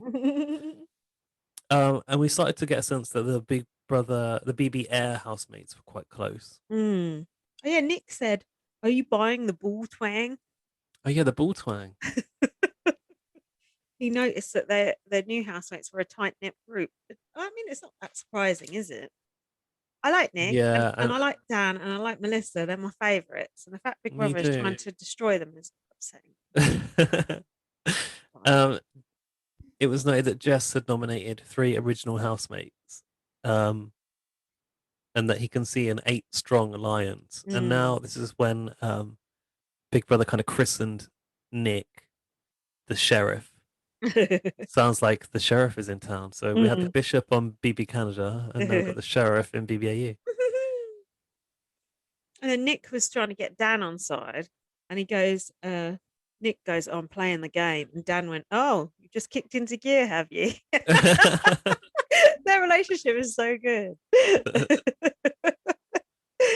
I can't hear. Why did he ask Tilly to uncross her legs? Oh, so to prove she wasn't lying.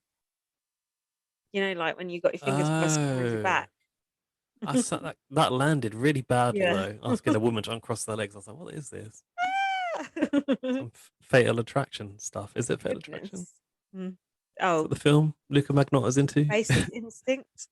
One of Basic those. Instinct. I get That's those it, yeah. confused. They are similar type of films, pervy 80s films. Put them in that category.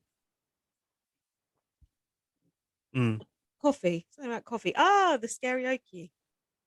The desperate for coffee edit. They're all desperate for coffee, and I think, oh, it's funny how Big Brother doesn't give them any coffee, but I guess this is why. I actually had to switch this off and skip this part because I thought it was so cruel with those little chicks. I actually couldn't watch. Oh, it was so good. This was brilliant. No. A brilliant competition. Yeah, Gaz, that's not right to have little chicks in there like that and people screaming. That was not. The chicks at least at least the chicks get to be on TV. used that one before. No, it's formative. No, that's not for me. So you'll have to talk us through what happened because you know the chicks need to see someone that looks like them on TV as well. So representation matters before they get their heads chopped off. Exactly. We haven't seen chickens in Big Brother for a long time.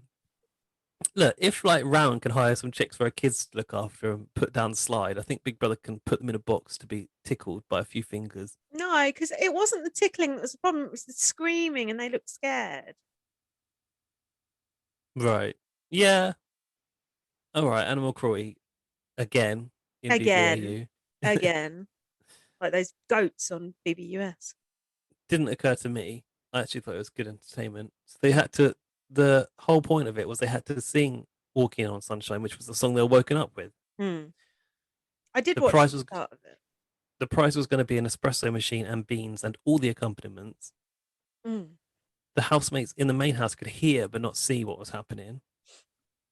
Tilly had to put her hands in the chicks. Is that where you stopped? I saw the banana and the spiders. Spiders? Okay. Carlos, I mean, really, you dropped out at the point when the animal cruelty was done. Oh. So Carlos had to put his hand in some cream cakes. Oh, I thought it And was just going to be the same for everything. Oh, so the chicks have Danny, gone after that, were they? yeah, Danny Oh, had so it to was put, only once. Okay. I thought it was going to be every time. I felt bad for the chicks. no, it was just once. You can only distress the chicks once by animal cruelty law. Okay, well, I feel better about it now. Still. Dan, you should have watched it because Dan doing it was brilliant. He gave it the full Paul Burrell. You know when Paul Burrell was putting his hands on a move over, darling. I heard the noise that he made. Yeah, he actually had a box full of mouse traps, which Oh, potentially ouch. really painful. Yeah. Ouch. Poor Dan. Ari had to put his hand in like dead octopus. Ew. That is cruel. Mm. Presumably it was not butchered for the competition. Who knows? Oh, actually, sorry, no, I'm wrong. Michael also had a snake that he put his. Cool. I put messing up this task could put a target on your back. He said, yeah. Shout out to Charlotte. What is the point of Charlotte? Charlotte said I can't do it, and she quit. Carlos cried, and Big Brother gave them. When they found Big Brother, basically was like, you failed the task because Charlotte quit, but as a consolation, you can have one plunger. Oh yeah. To share, he said. So that's actually what we call a cafetiere. So that's what they had between the house because the Charlotte's inability to put her hand in a box. Like, what is that? What is the point of that woman? What is the biggest joke? Charlotte getting cast for BBAU or Charlotte's job being a stylist? She looks like a She sack got of no shit. style. Yeah, I have no idea. Do you know what? She looks more like a runner that accidentally got trapped in the house and now has to be a housemate. Maybe that would be the twist. I mean, at least in her VT, which they showed later, she looked better with the blonde hair, but her style is absolutely abysmal. She just sits around wearing fucking a hoodie. Fuck off. And like makes it like she's some sort of style queen. Like, yeah, go away. You're boring and you suck. Have a word with Julie Vu if you want to see a style queen. So then the food was running out and they were all getting pissy with each other. Melissa was eating a cheeky can of tuna. Tin of tuna to herself in that little corner, which is where Patricia the spider used to live. I like that little corner. Did Tilly get the blame for this? Did Patricia come into the house, or did Patricia die outside the house? No. No, Patricia died on the way to the house for a task. Yeah, something came in the house. Was it fish or something? The fish. Yeah. What did Tilly say? I think Tilly got the blame for eating something, but it was actually Melissa. Or was that chickpeas? I don't know. Okay. Yeah, that was for eating the chickpeas. Melissa said, I just need my energy, and these nuggets can starve these nuggets. See. Nuggets? She went and dropped that tin into the possum hole, that tin of tuna, that tuna tin. Yeah. Well, so maybe that's where they put the recycling. The possums would be loving it. Yeah, no wonder they're hanging out there, looking out those Melissa's old tuna tins. Dan described spinach as just grass clippings. Sometimes you do get a bit in the spinach which looks like a long piece of grass, and I think, what is that? What does spinach taste like? Actually, very little. It's kind of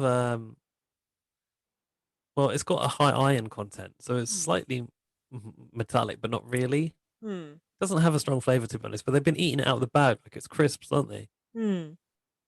Maybe I should try that. Oh, Mary, by the way, was revealed to be Greek.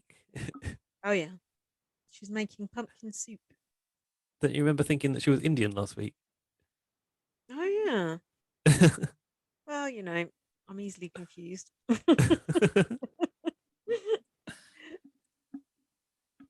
Oh yeah, she made that soup, and then SJ was like licking out the pot, which was kind of unbecoming. And Big Brother went, I hate SJ. Good soup, SJ. I hate SJ. The fact she's gone into the attic just annoys the crap out of me.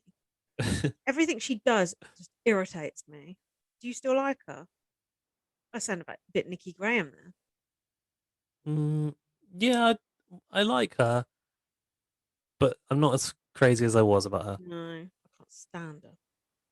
There's only one person I hate more. No, two people I hate more. Katie and do you hate Jess? Yeah. Oh, Oh, the worst. I hate her more than Katie. oh, Stevie okay, I didn't see Ritchie, that we coming. call her. Why? Cause Oh, because she looks like Stevie Ritchie. does she? Yeah.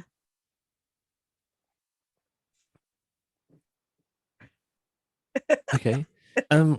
Nick said to Danny, "Red siren" about Mm. about Ari going to sit with the girls from the plane. Oh, I like Ari. Oh, What? I don't. Oh dear, we're not on the same page. Why? What don't you like about him? I just well, okay. I guess there's something in the fact he's lying to everyone, but at the same time, I just think like I don't think he's got much about him. What's he lying to everyone about? Oh, well, that's not come up yet. But he's Hmm. telling people. He goes, "Oh, I've got nothing in common, so I'm telling Oh, everyone like, that. oh, That's if you good. That's if good if you've got a gameplay. Labrador, I've got a Labrador." That's good gameplay. I suppose so, but he's a bit precious, isn't he? I like that. Okay.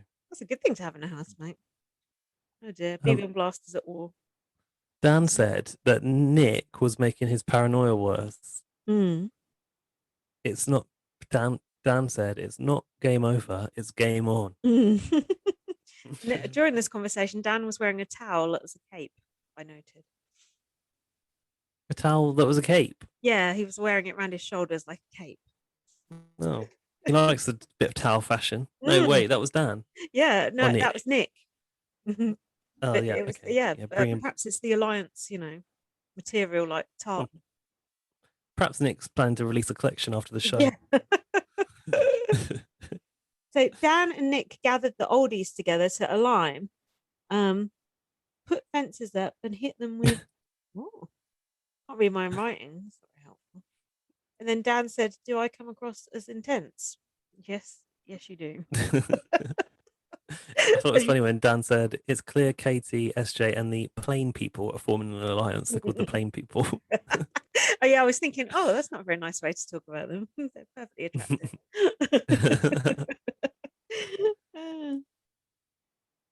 What's that? Dan said in the Durham, "It's not going to be easy. It's going to be a long, long, long winter." I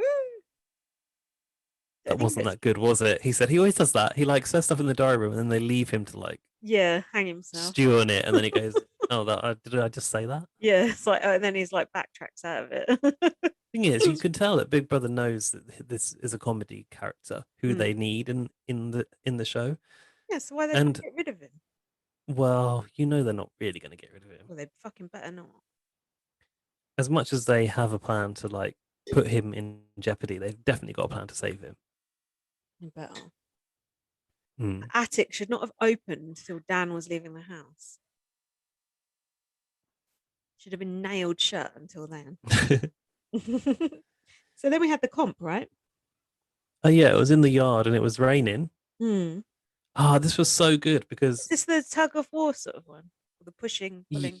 yeah, it's that one. So basically, the whole episode was how the house was divided in two, and Hmm. now we were obviously invested in Dan. So all we want is that side of the house to win. And then Big Brother Yeah. announces that they're playing in teams made from a random draw, That was which a I was power like, move. "Fuck!" I That was couldn't so believe that. good. It was so good. And the winning team, everyone on that team was safe. So it's like, yes. Yeah, Yeah, it was good. And it was it was called. really tense that competition as well, wasn't it? Oh, it was so good. It was called the Yeah. Scrum Machine Showdown. Apparently, Mm. um, it was interesting to like see some people bring out strength that you wouldn't have expected. Yeah, like Christina. Yeah, Christina in particular. Mm. Dan was going, bring it on. Is that all you got, mate? To Oh Nick. yeah, Yeah, it Dan was Dan versus versus Nick. Nick. Ah, it was Dan so versus funny. Nick was like, I didn't think I ever needed to see that, but it was so good. It was hilarious. Just everyone's faces was just a picture like And you said you didn't like these physical comps, but I do think they're quite good. this one I really enjoyed. It was really tense. Katie said, I do 600 push-ups a day, Danny. And then Oh, he went, "I remember you said that, and that's why I'm going to put you up." He's so yeah, emotional. I know. And she was like, "Oh, I was only joking."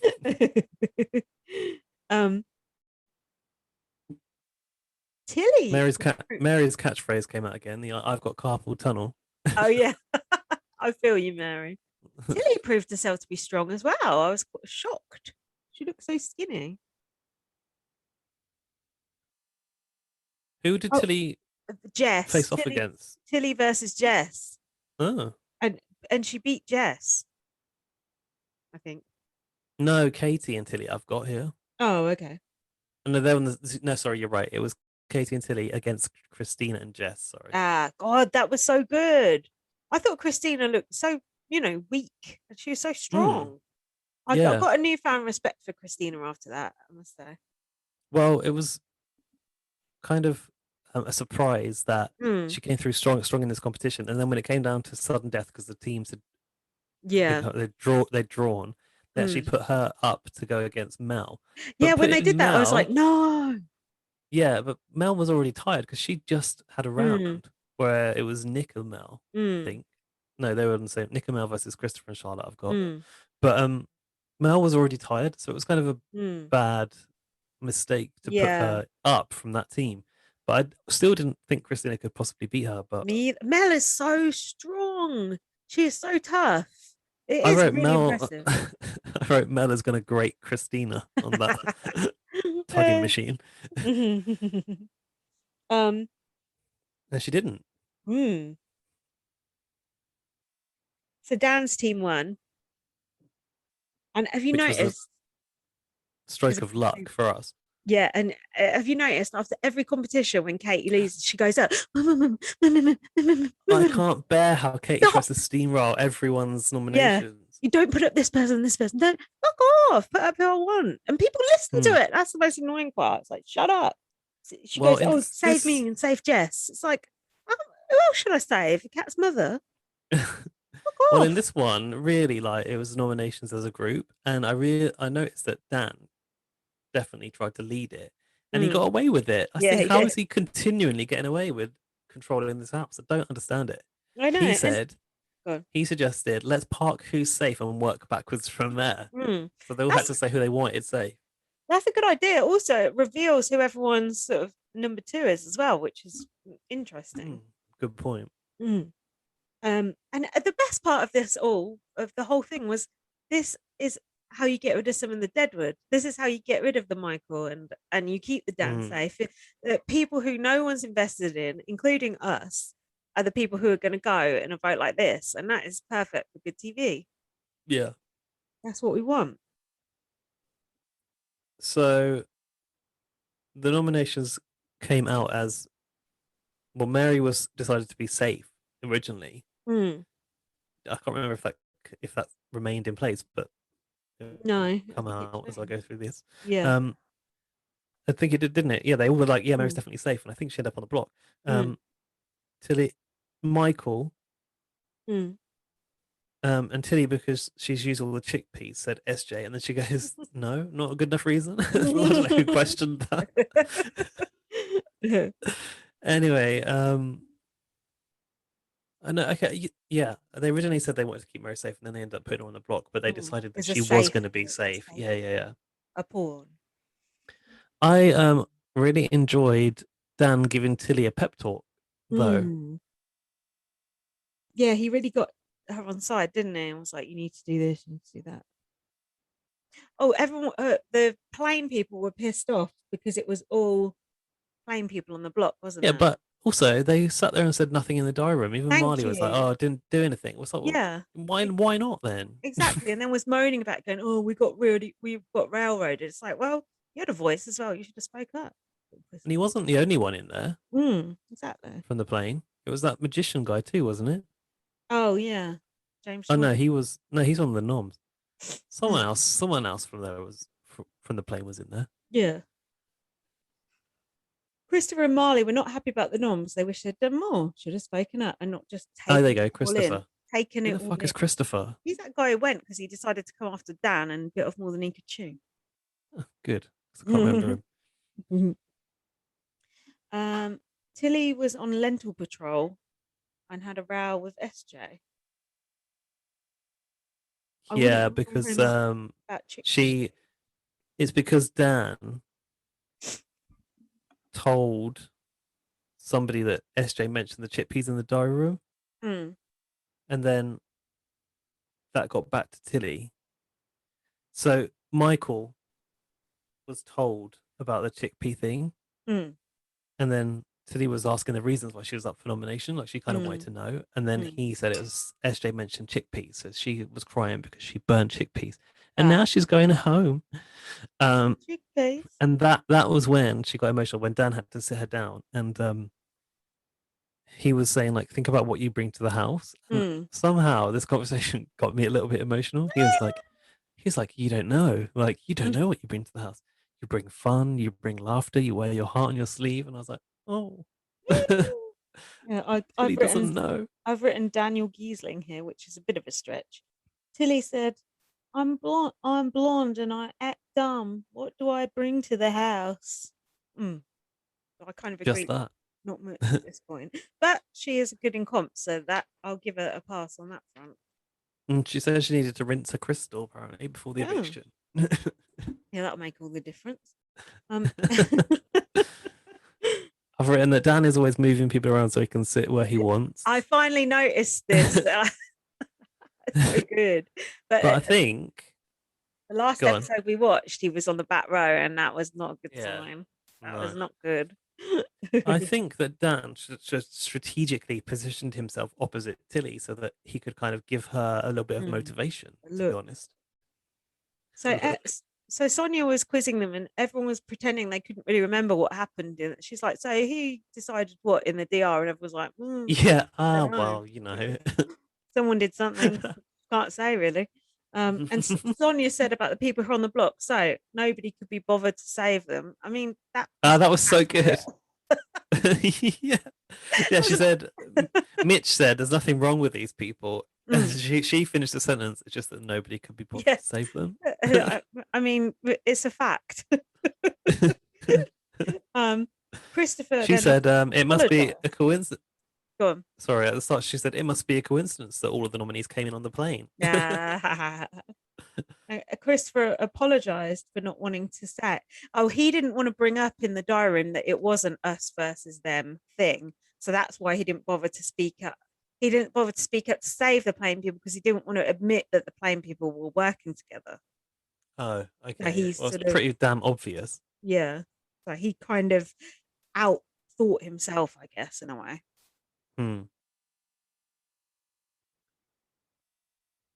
Mitch said, oh no, sorry. Michael said, if you want someone to help carry you to the end, I think I'm your guy. Mhm. How could Michael ever think that?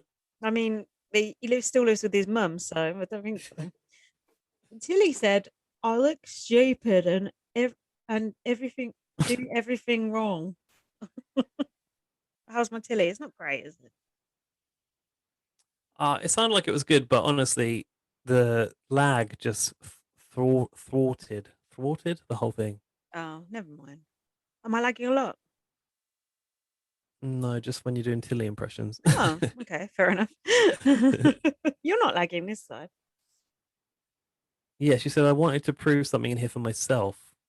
Hmm. Oh, and then Tilly started to like do this tactic where she listed all of the housemates' significant others and Hmm. siblings and children's names. I didn't I know was like, okay, that is I didn't know Dan had two kids. Did you?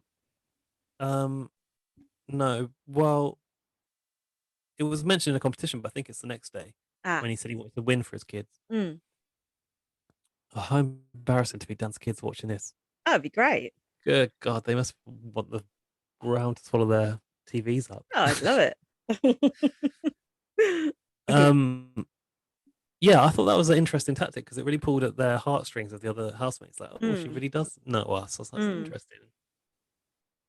It was almost a bit like, Yeah, but is she learning that information because she cares, or is she just doing it to prove that she can say it in that situation? It's kind of I was like going to say, what thing he's doing. What's his name? Ari. Ari. Ari, Hmm. didn't you think that like being able to list that many kind of relatives off was almost like kind of like autism levels of like recall in detail. I was like, that's a Mm. lot of detail to remember. Yeah, I could barely remember my own name. Michael told Sonia that he thinks he's got the numbers to stay. Mm. Mm-mm. And then Safe Mary said to the others that being on the block was character building. It's like Oh. easy for you to say because you kind of know you're not going anywhere. Let's see how she feels about that tomorrow. Or whenever it was. That was it, wasn't it? Pretty much for the vote. Yeah, we had the vote next. Mary actually voted for Michael in the end. She had changed her mind. Mm. She was previously going to vote Tilly out. So Tilly's whole emotional outburst kind of helped in a way. Oh, that's good. Tilly got 8 votes and Michael got 9. So there Ooh. really wasn't much in it and Mary had none. So Mary changing her mind kind of like was everything. Mary kind of fucked herself then. In a What do you mean way. she fucked Because she herself? was on, I know, is she with the OGs or the planes? I know, she is a plane person. She's a plain person. She screwed her in alliance. In the taxi, Michael said Daniel wants Tilly to stay because he thinks he can manipulate her. Hmm. Is that true? Not manipulate, but definitely control her a bit and get her to Have a win. number. Yeah. Mm. Good girl, Till. That's all I got for that episode. I think Tilly really thought that she was going to go. I was happy she stayed then, even if only for a number for Dan. Speaking of Dan, he's into skipping on the upper deck of the swimming pool area. To intimidate the others. Yeah. He's residing over his minions in the house. And Dan, he said that he feels like he's at war. But then he tripped up and looked a bit silly. And didn't BB take the piss out of him as well? Yeah. I think we had some pranks and some jumping out at people. Oh, we like this, don't we? Oh, Like God. in the OLG room. Face. Oh, the OLG. What's this? Oh, Mary's BT and her food journey. Why have I written that Charlotte's got a cake strategy? Is Charlotte planning to make cake for people? I did not write that down. Okay. What's that? Oh yeah, Mary's trying to like feed her way into the housemates' hearts, isn't she? Seen that work before many times. Shout out Billy Jones.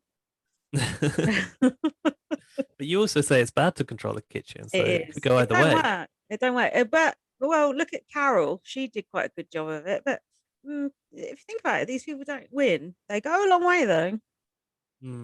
All at the final hurdle.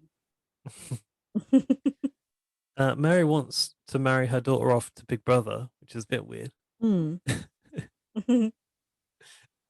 in her VT, she said she was a ball breaker and was a young mum. Oh my God. She said at the start of the VT, she said, I'm getting closer to the coffin end, so I've got to do something crazy, I think. Whoa. She's not even that old. Ain't she like 50 something? Yeah, 55. Oh, fuck me.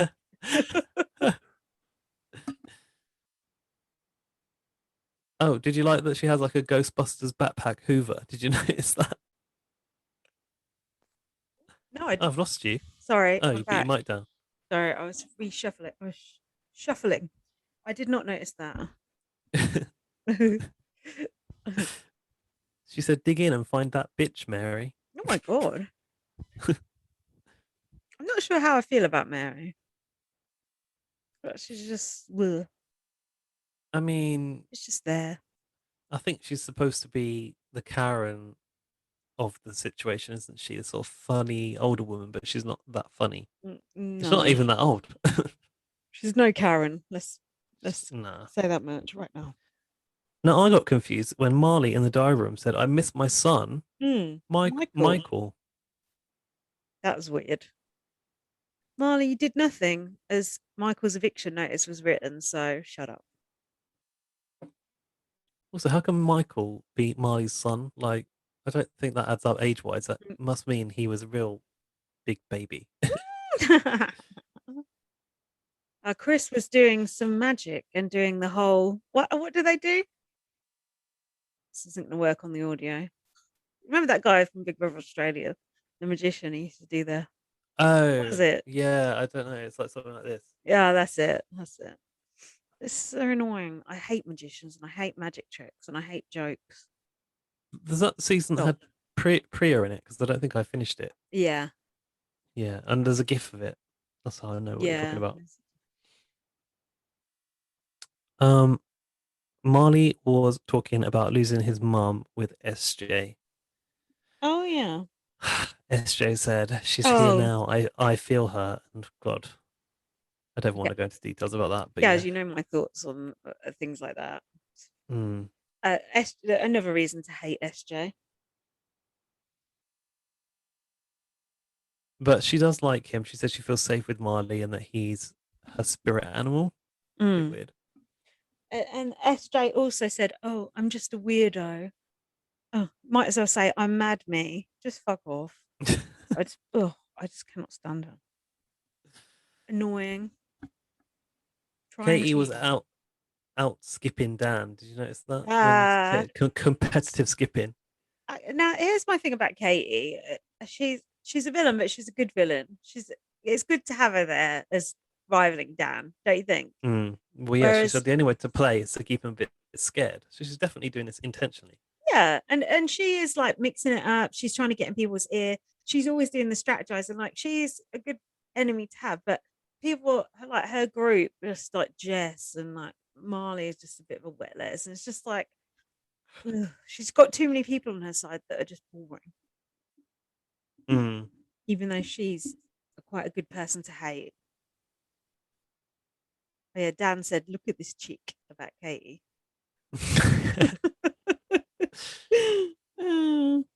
Egomaniacs, I put. So Big Brother gathered them for the house task as Surprise Week continued, and it was basically a task that we've had in the past in Australia and UK. Are we being funny, mummy? Ignore the Proud of ya. obvious. The freeze It was the task. new ignore the obvious, but they didn't call it that, did No, they? no. They What did had they to go call it? about their business. They didn't say they just said that no matter what happens, you have to go about your business, no matter who or what may appear. And they were playing for a KFC. Do you think a KFC is worth ignoring your dog stroke family members for? Depends how hungry you are, I suppose. I think it should have been like for a KFC and some money or something. Mm. I suppose so, but it wasn't going to be family members, was it? Or was it family members on the Well, screen? yeah. Oh, yeah, on the video screen, yeah. They should have put the Colonel in if it was for KFC, shouldn't they? Mm. What do you mean? It's like sent the Colonel through the house. Hi, everyone. Hi, everyone. I did think it was a bit cruel, more animal cruelty with Tilly's dog. Oh, yeah. Oh. Yeah. Yeah. Sorry, there's a bit of lag. Um.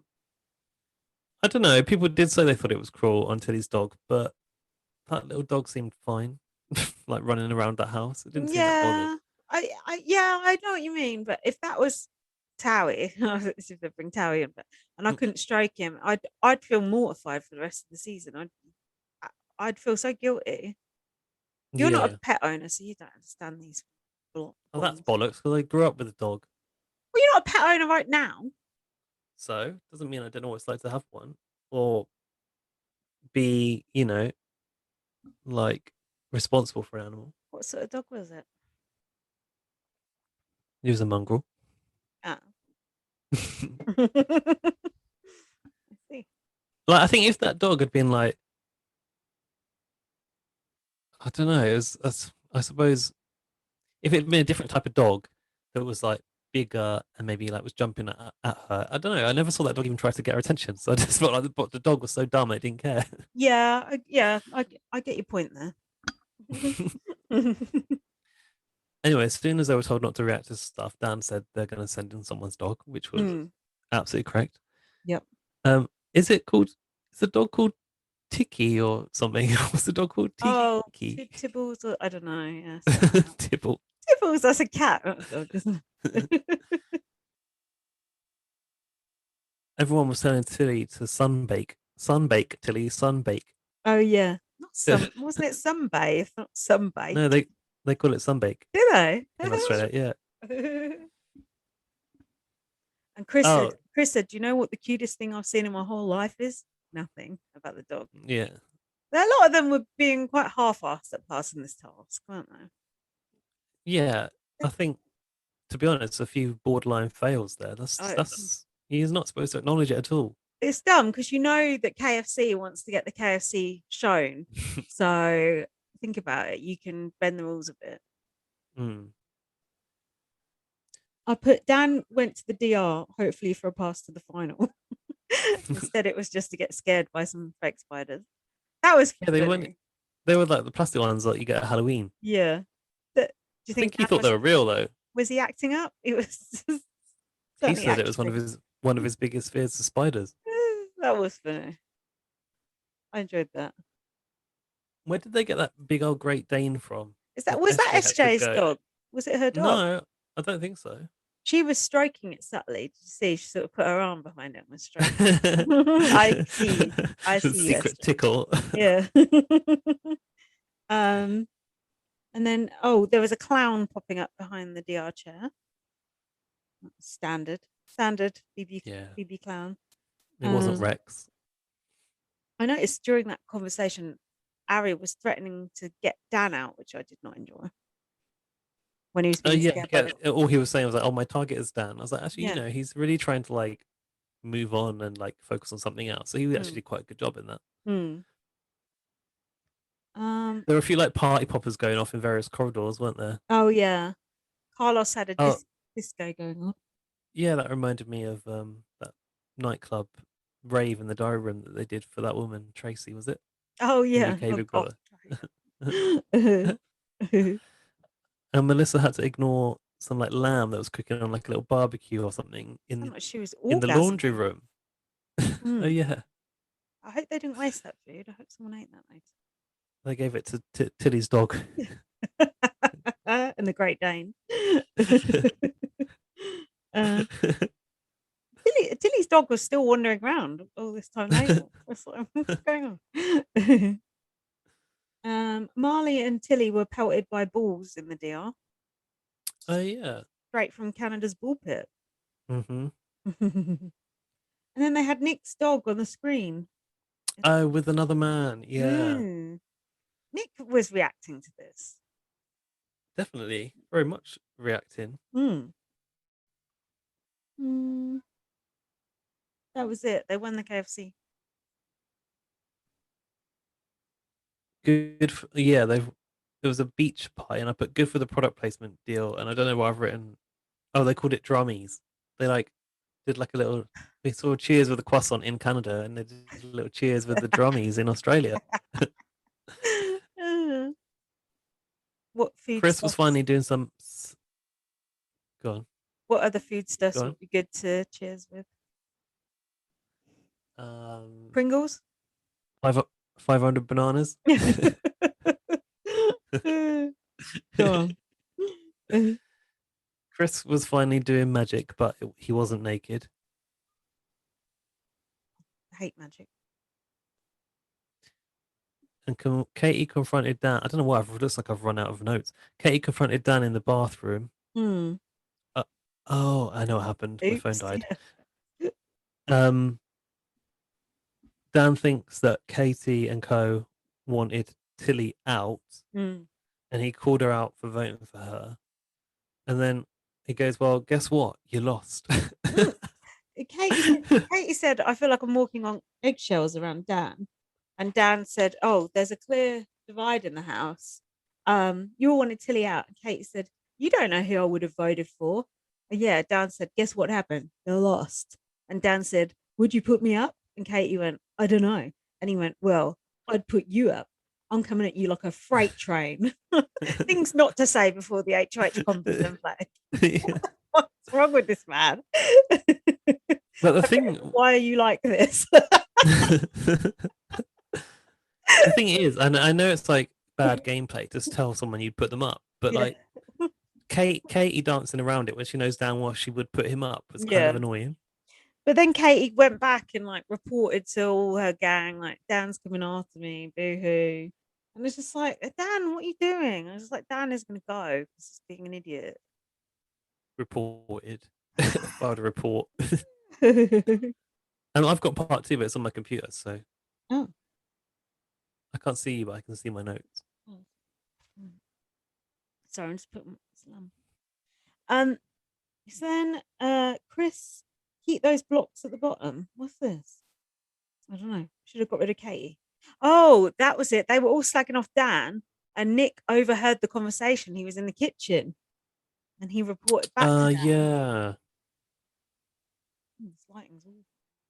Katie was talking with Chris. Okay, Katie was talking to Chris about targeting Dan in the bedroom, and that's when Nick heard it. I think through that hole in the wall. Oh, I forgot about the hole in the wall.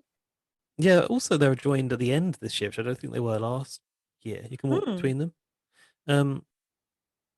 If he wins the comp, he'll put up 2 safe votes, and we're flooding Chris. Yeah. Oh, this is Nick's plan, right? And Dan's, I've put for here, fuck Chris, get Katie out. They keep not going for Katie when they get the chance. It's driving me mad. Basically, Nick goes to Dan and says, like, this is the plan, but don't worry, we're going to flood Chris. Then he goes, the head chef will go to work. All right. The head chef. And then Dan goes, we got the numbers. And you want to make a magic trick to make Danny disappear. And then Chris said the same thing in the diary. Yeah, I noticed that. His line. Stop that. We had the comp. It was in the basement, and it was, I've written balance beams, seesaw, and balls. Was it the one where they had to move from platform to platform? Was that a different one? It's the one where they were in pairs, and Mel and Tilly were, I think, ultimately the winners, right? And they had to like take those balls, put them on their eye at the end, and then go back over the seesaw without them being knocked off. It's the one where Dan was with Charlotte and they were arguing. Oh my god, that was so good. He kept putting his foot on the footing. He's like holding it up, wasn't he? She's so pissed off. This was another good comp. This was very, very tense, especially at the end, wasn't it? Yeah, it was a good one. They've all been good, I think, so far. Dan was going, talk to me, Charlotte, communicate. How did those two end up together in a pair? That must have been the last two picked.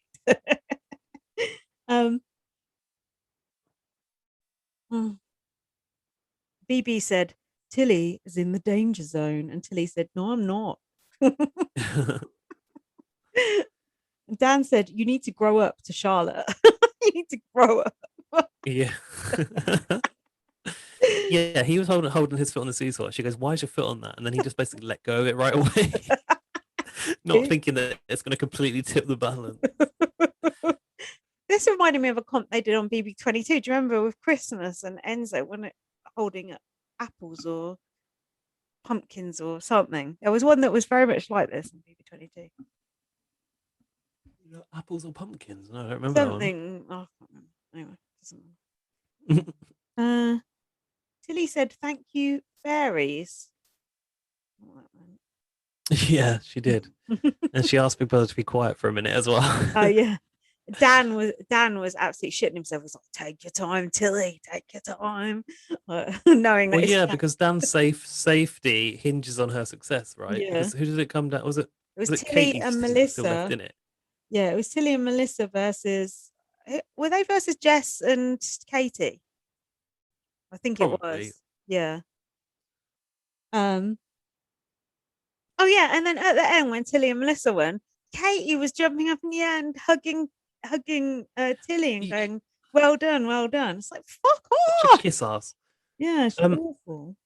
Did you not think that as they got to pick their own teams that Katie and Jess made a bit of a mistake by not splitting their chances? Oh yeah, probably. They should have worked with other people because they're, kind of the core of their own alliance. They obviously thought they were gonna win it, didn't they? I think Melissa and Tilly are an unlikely friendship. power duo. Yeah.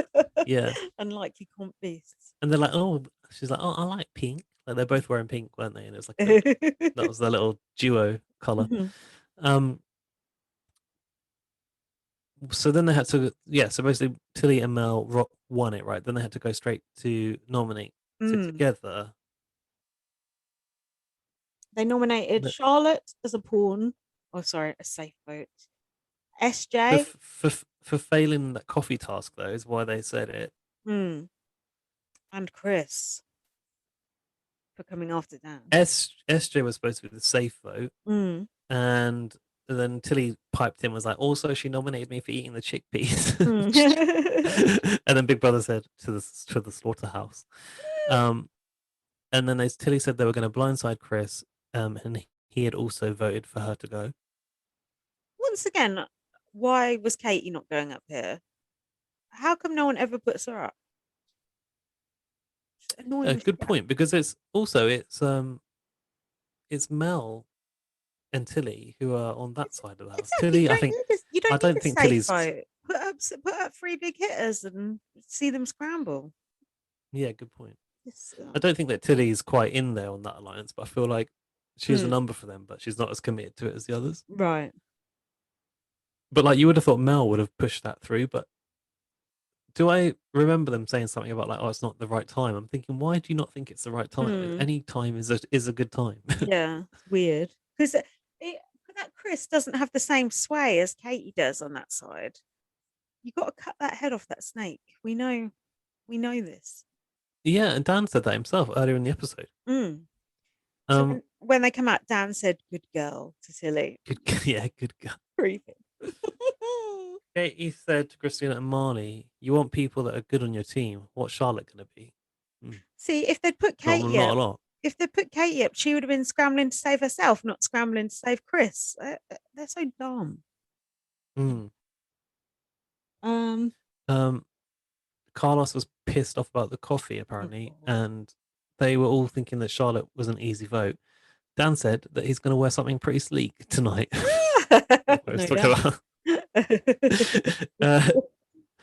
Nick says it'll be a blindside, and Dan thinks it'll be actually a landslide. That is good. Dan said a classic line here about Chris. He goes, "He's not that popular, even with his own people." What a burn. Can you remind me, which one is Chris again? Is that the magician? James Jordan, magician guy. Oh, he is the magician. Oh, yeah, okay. Nothing. Nick said, if we stick together, we've got this. Yeah, he said to Big Brother that he thought he had 7 votes against Chris. I wasn't sure if they did have the votes, but me neither. I actually did. Dan was telling SJ that Chris is going, relax and you'll be fine. Oh, he wasn't supposed to tell SJ, was he? And then Dan came back in, and Melissa was like, "What?" She's like, "You just told SJ we're trying to do a blindside." And then SJ immediately went back over to her side and started telling them all, didn't she? And then Melissa. Well, not just her side, but to Katie and Jess, where Dan was sitting there watching. And then Melissa goes to Nick, "The blindside is over," and she said, "You're an idiot." Yeah. And Nick said, "That little man who was supposed to be running the show, he's got no brain." Did he say that in the diary, or did he say that directly to him? Probably in the diary room. I don't know. Are you lost in your notes? No. I can't wait to see what Sonia's got to say tonight. I thought she was really going to be stirring the shit on this one. Are we at the nominations room now? Yeah. Yeah. Dan said, if Chris is safe tonight, I'll probably go next. And I was like, oh no. And Dan said, Dan actually said in the diary room. Sorry, Dan said in the diary room, I forgot SJ is aligned with Katie. I'm blowing this whole blindside. So how could you forget that SJ is aligned with Katie? Like, what terrible gameplay.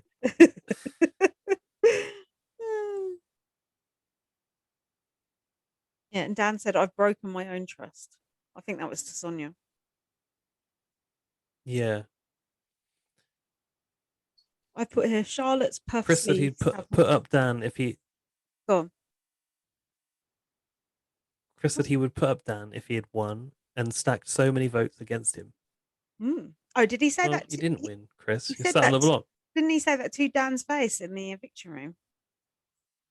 Yeah. Yeah, that was good. I enjoyed that. What you said about Charlotte's puffy sleeves?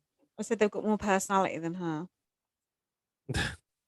Yeah, it was the one sort of kind of sniff of the fact that she might be a fashion designer, but mainly because it looked like she was wearing her nan's curtains, as my Dan said.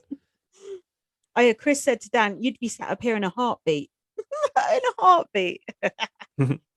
Dan said, "You're gonna try and you've tried to make a big move and you've been caught out." And Chris said, "The power lies in the votes." Well, yeah, of course it does. It always does. Dan claimed that Chris wanted to make a big move instead of building quality connections. Like, is Dan making quality connections in the house? I'm not sure about that.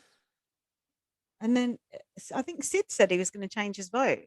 Yeah, Sid's a bit of a turncoat, isn't he? He said he was going to change his vote. He voted out Charlotte, apparently. Was that not the plan of the alliance? No, Sid was no, meant it to be wasn't. on Dan's side. So he started this the day before he started to really turn. But Ari was supposed to be on the playing crew side, and Ari voted Chris out. He said, "God, these people are dumb. I'm voting for this person because they're a magician. Like, get a real job." Hold on, isn't Ari a pampered little princess? Yeah, I doubt he's got one. That he's got a job. No. So that was it. Chris went with 8 votes and said, "Danny outsmarted me." He said he's still in the house and I'm just in a car. An accurate assessment of the activity there. He's not the type of guy you'd want to do dealings with about Dan. Well, perhaps you should have done. Yeah. Might not be outside. Yeah. Charlotte did get 6 votes though, so that's quite a lot. I guess that's the entirety of the. Well, actually, where does Charlotte even sit? Is she even on a side? No, she's just expendable in the expendable corner. Come on, let's keep going. Episode 6. So, Carlos got a punishment for falling asleep. He needs his coffee. Dan skipping again. Charlotte said failing. Charlotte said she was missing her Sour Patch Kids. Those are sweets, I think. Yeah. We got those. Yeah, I don't like those. Nicholas has a hole in his pants. I put. Remember that? Yeah, I think Charlotte was commenting on the style in the house. Oh, they have to style Nicholas in 3 different outfits. Yeah, Ari and Charlotte. Yeah. I think Big Brother said Nick looked like a happy length of seaweed. Yeah, he did, which is quite funny. That's quite cute. Weird thing to say. The housemates were hungry, and Ari said he was tired of eating poor people's food. Yeah, apparently they're on 1,200 calories a day in their rations. SJ said the food in here is unquestionably crap. So, I like this shopping task. It was the one where they put alarms all around the house and you had to test out Big Brother's security system. And this was familiar. This reminded me of last year when they had to run to the garden and catch a ball. Yeah, and no, there was one where they all had to sit in a different chair. Do you remember? And they took one chair away each time. It was very similar to that. Another competition that's a bit of a trip hazard, I think. And yeah, the one in the pool is so hard to do and quite dangerous, really. And also, stop taking your clothes off before you get in that pool. Just get in there and press that button.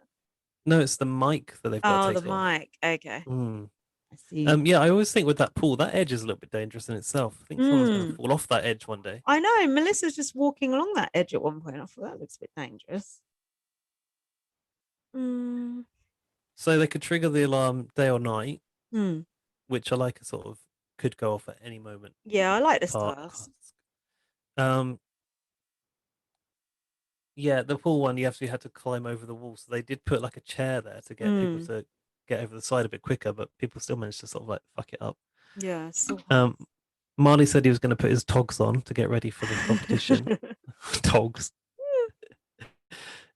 Um, Then they we had this. decided to like sleep in the living room, didn't they? Is that where I'm at? Oh, so they could be Was that expeditious later? assistant to the different alarms, I guess. Hmm. Oh, If the they, Tim Tam Slam drama. Is that what you got? it began, but then an alarm went off, so I think we went back to it later. Jess pushed the clothes horse over as she like ran out to push to get an alarm. I thought you can't just Oh, push the laundry over like that and get you oh, nominated.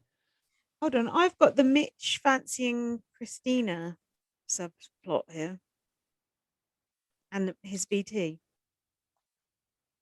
Um, yeah, you're right. Oh, hang on. I put that Big Brother just wants Christina to get in the pool for the dads.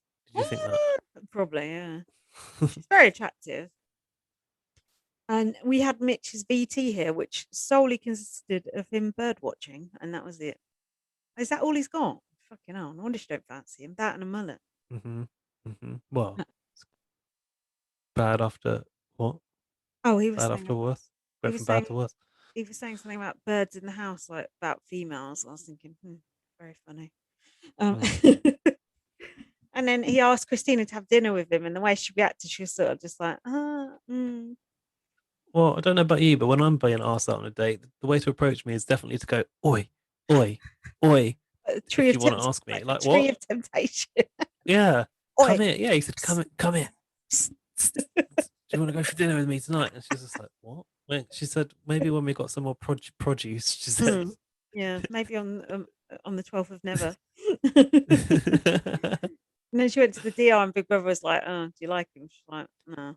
Didn't you think that Big Brother thought that she did? Yeah, Big Brother was trying to, stir it up. Wasn't he? Do you think they should have people stationed by each buzzer for this task rather than all sat in the middle? Because then you could just be like, "Oh, this one," say the name. I Oh, guess, to identify it, maybe. but the name comes up on the screen, doesn't it? So maybe not. Yeah, but you do have to sort of work out which one's fashion as well. So Hmm. maybe. Hmm. We need to find out the optimal strategy. um. Mitch wished that his dog had got a mobile because his dog has got no idea where he's gone. Hmm. How's a mobile going to help? Video chat.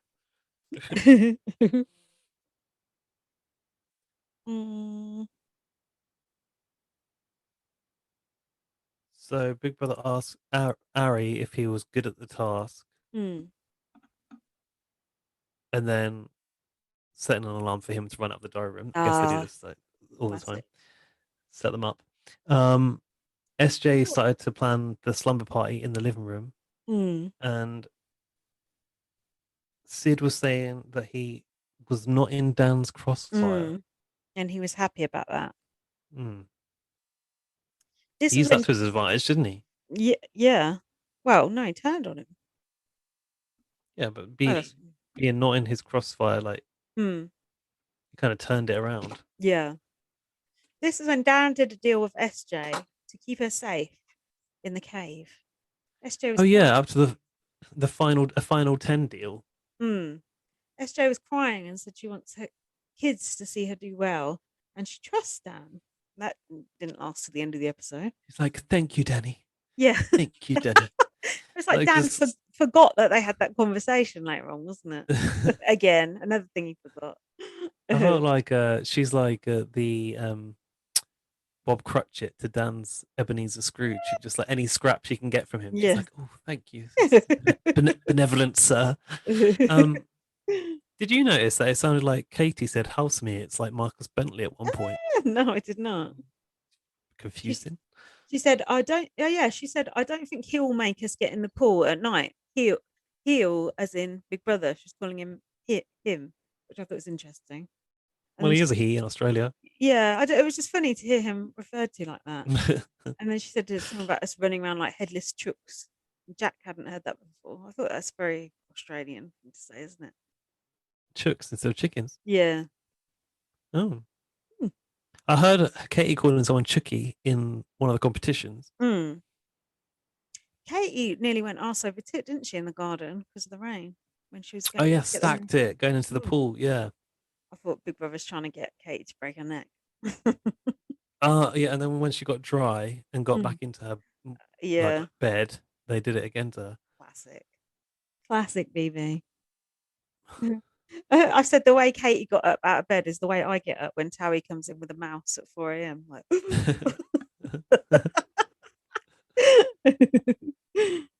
and then it was the testing of the the testing of the BB security system is now complete.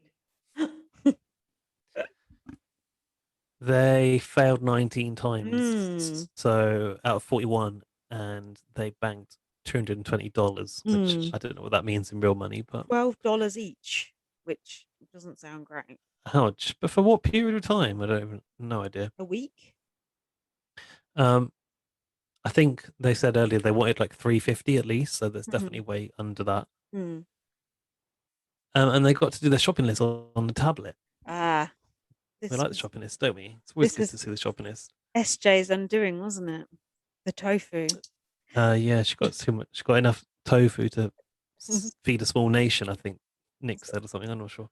Always someone dominating that shopping list. Just sit back. Dan was sort of sitting back laughing. Nick was sitting back laughing as well. I actually saw the shopping list, so they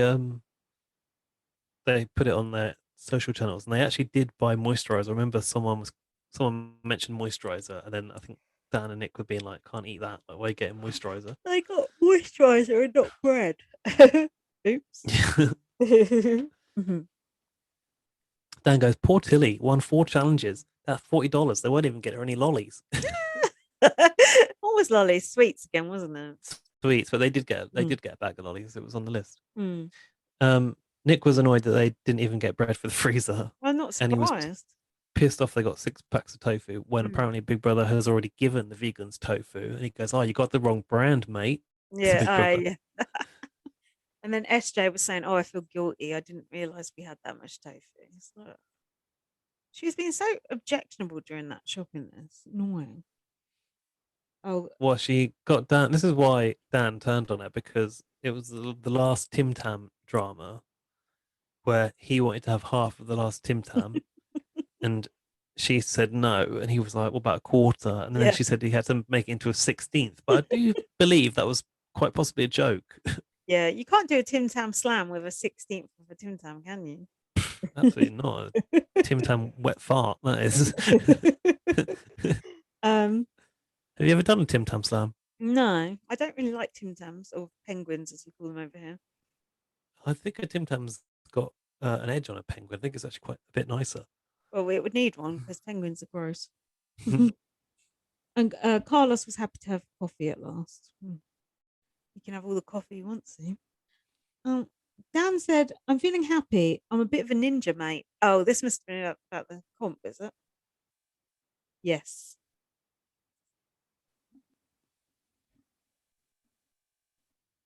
So just trying to catch up with your I'm trying audio. to get through this because I'm losing the will to live. What were we on the nominations challenge? Yes.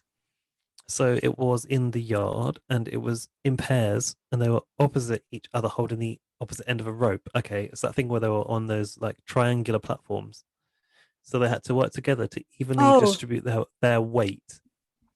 I remember it now. One person had to sit out because the numbers were uneven, but they couldn't be nominated, and they did this by random draw. There was one white ball in the bag, and it was drawn by Katie. For fuck's sake. The one person I want to go. It's so annoying. Just no. Just get her out. She has got 9 lives. I felt that Tilly and Mel were going to win this. I can't actually remember who did, but they were together. Oh, they were doing so good. Dan was like on his rope, like turning around, like looking at others, seeing how they were doing, like stressing out. It was so funny. Oh yeah, SJ was like, "Oh, I can't do it. I can't do it. Oh, just shut up and get off and shut up then." Annoying. Oh wait. Unsurprisingly, SJ and Mary didn't last too long. No, Katie was basically go on. It was Carlos who was with SJ. And he goes, "Oh," he goes, "Are you okay to?" And she goes, "Obviously not." Like, shut Oh, up. really? Oh, yeah. No. Who was Mary with then? Charlotte. Mm. Oh, Um, not a dream team. Katie was basically coaching Jess and Marley because she wasn't part of it, and she actually helped Marley out with his foot in at one point. Yeah, Marley was getting annoyed with her. He was like, "I'm good, I'm good." Marley always needs help with the comms. Like, Yeah, but you know when was it? someone's like doing too much on the side, it's like, shut up, you're making it Yeah. worse. Like, just be quiet. I Oh, realized that when it got to the point that um Mitch Mitch and Sid had dropped and then Marley dropped, that's when I realized that Dan was safe because it was like all of his people were left. Like Nick was still in it. He yeah, was left, and so was Mel. They were on yeah, separate platforms. yeah.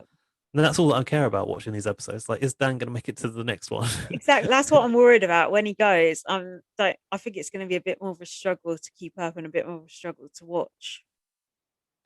Yeah. Tilly Um, goes, "Do you really want to? Do you really want to win, Danny?" And mm, Dan said, "I got two kids. They're watching. Here you go." That's when he mentioned mm, having his kids. mm. So Tilly dropped, but like, it's not exactly the victory to celebrate when Yeah, someone someone dropped dropped out it. so you could win for your kids, right? Yeah, silly. And then Kate was like, "Oh, Mel just forfeited it for Danny." It's like, so what? What's it got to do with you? That's their business. You didn't even Is it play because it. Mel got so pissed off at the notion of being asked to drop by Jess? I guess that's why. Oh, could have been. Yeah, I didn't catch Mm. that. Yeah, that makes sense.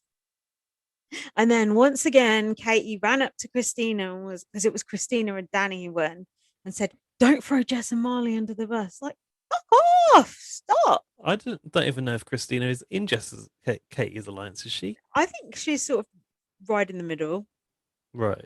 don't you? Because she seems to Yeah. be in with Dan sometimes. So Dan and Christina are in the diary room doing their nominations. Christina left Dan hanging, didn't she? Oh yeah. He was wanted to fist pump, and she just wasn't Oh, looking. Like, God. bless. Why did Christina want to put Carlos up? I just don't get that. Oh. Mm, I don't know why she said that, but Dan said he thinks it would be more strategic to gently take out SJ, like he's going to smother her in the night with a pillow. But Oh, he's more concerned about the Tim Tam drama, I think. Um, and said he said that SJ is a number for Carlos. Why? yeah, Carlos is one of the OGs. Mind you, SJ is one of the OGs. She's sort of flipped to go with the plain people. Did you say this? Dan's reasoning for getting SJ out. She was acting like a lunatic with regards to the tofu and told me I couldn't eat half a Tim Tam. Classic reason. What a reason. You can't argue with it, can you? Hold on. What did he say this about? It's not a cricket bat to the face, it's a gentle tap It's a to the gentle head. knock to the head. Who was that about? Basically, it's because he suggests they target Mary, Sid, Mm, and SJ. So the target here being SJ, who is aligned with Katie. hmm. So for some reason, even Dan doesn't want to take the shot at Katie Got yet, you. or that Got you. alliance. It's like a gentle knock to the head, not a cricket bat to the face. He will rue Quite. the day he did. He let Katie slide for so long. She's Hmm. going to win this war, especially with Big Brother helping her out. Dan said he will leave the third vote to Christina because he doesn't want to be a control freak. It's like too late, mate. That was nice of him. Yeah, but then bulldozes his nomination for Mary forward anyway because I don't think Christina was into that. But he basically was like, "Yeah, but come on." But why did Christina want Carlos up anyway? I don't I get don't it. know why she was so quick to get rid of him. Strange. Um, why not Jess either? Why doesn't Jess ever come up as a potential? She's a strong physical threat. It's just, I don't get it. Perhaps Um, because the grandma. yeah, maybe. So they put SJ up. I was like, so much for the final 10 agreement that they made earlier. And they put Sid up as a safe vote, another safe vote. And I then Dan went to Mel and was like, "What do you think about these noms?" And she was like, "Yeah, she agreed Mhm. with it." And then I've written here, it's like it's like a cold war in this house that no shots are being taken at the big players. Yeah, it's weird, isn't it? Picking off the floaters. Um, Dan was plotting to take out the vegans. I think that was just a joke though. Oh yeah, it's like when SJ goes, I'm gonna throw all the tofu out. It's so affronted by the tofu. SJ made quite a strong move here, though. She decided to publicly call Dan out for going back on Mm, his word in the final 10 conversation. She mm. just said, I am a woman of my word. All I'm saying, that man has made promises that he's broken. And Dan didn't style it out very well. You could tell that it should caught him on the back foot. And he just goes, "Oh, I'm sorry you feel that way. Sorry you feel that way." The ultimate cop out. You're right, and I have no defense. You expecting Dan to style it out is like, Yeah. I know. he couldn't possibly. Mhm. So yeah, and then she told the group, Dan's word is no good. Dan said, I'm going to be hated by every vegan in Australia. Then I think we're on to the eviction bit now, aren't we? Um, Sort of, but I've just got a point here tonight. But SJ said that she was fighting like a demon and she was going around trying to like get the numbers. But my Dan said that he thought she was preaching to the converted, like the people she was going to were already like safe votes for her. Like Mm, they weren't going to be voting her out. mm, Um, yeah. So I got the eviction room here, and that Sonia was in a white shirt which had a collar but no sleeves. I remember that. I liked Katie's pink glasses she was wearing. They were really nice. Oh, I didn't notice those. Yeah, they were cool. You always notice the glasses. Oh, I love that. I'm always on glasses watch.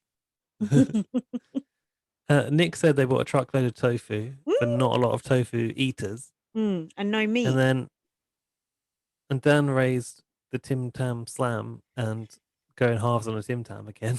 There's got to be a title in it. Well, Sonia said, "Well, no doubt that the game is a bit of a pressure cooker. Like you're getting pissed off about tofu and chocolate bars. This is Yeah. pressure cooker Dan symptoms." said, "Oh, it's no big deal." Not much. Mary said she didn't know why she was up because she's not a physical threat. And she doesn't know what goes on behind their little brains. Rude. Christina explained that she is a complete safe vote, Mary, that is, and basically revealed that SJ was the target. I thought, I'm not sure that's a good idea to sort of say that right now. And SJ said, we are still a long way from the top 10. I'm surprised that you've thrown me under the bus. I've been absolutely honest with you. I thought you would be in the same with me. I put Dan looked bemused. And then, and then she said, someone said we'll all be friends. And then she said, I saw that eyebrow raised. I was being genuine to Dan, like she was telling Dan off. Like, oh. Dan does give away a lot in his face, doesn't he? Yeah.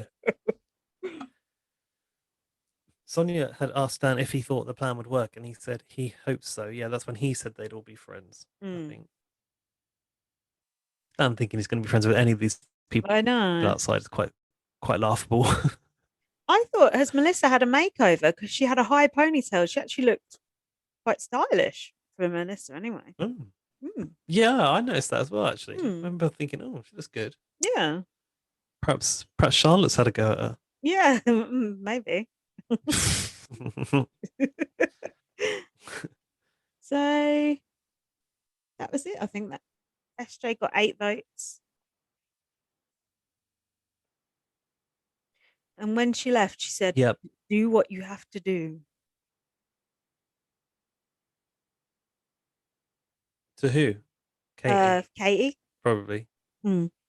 Yeah. Well, yeah, that was it until it wasn't it. SJ, please wait a moment. Is that what Big Brother said? Something like that. So I was so peed off. the steps came down. Why? She went up into the attic and she said that she used to sleep in the attic as a kid and that the attic is a happy place. Stay up there then. Did you think back to when Big Brother put people in the attic over here? Do you remember that? Oh yeah. It was that guy that Gary likes, Yeah, and there was a rocking horse involved. there was a rocking horse. Who else was there? Hannah, I think. Who? Hannah Oh, from Hannah Hannah. and Yeah, Deborah. yeah. Hannah from Hannah and Deborah fame.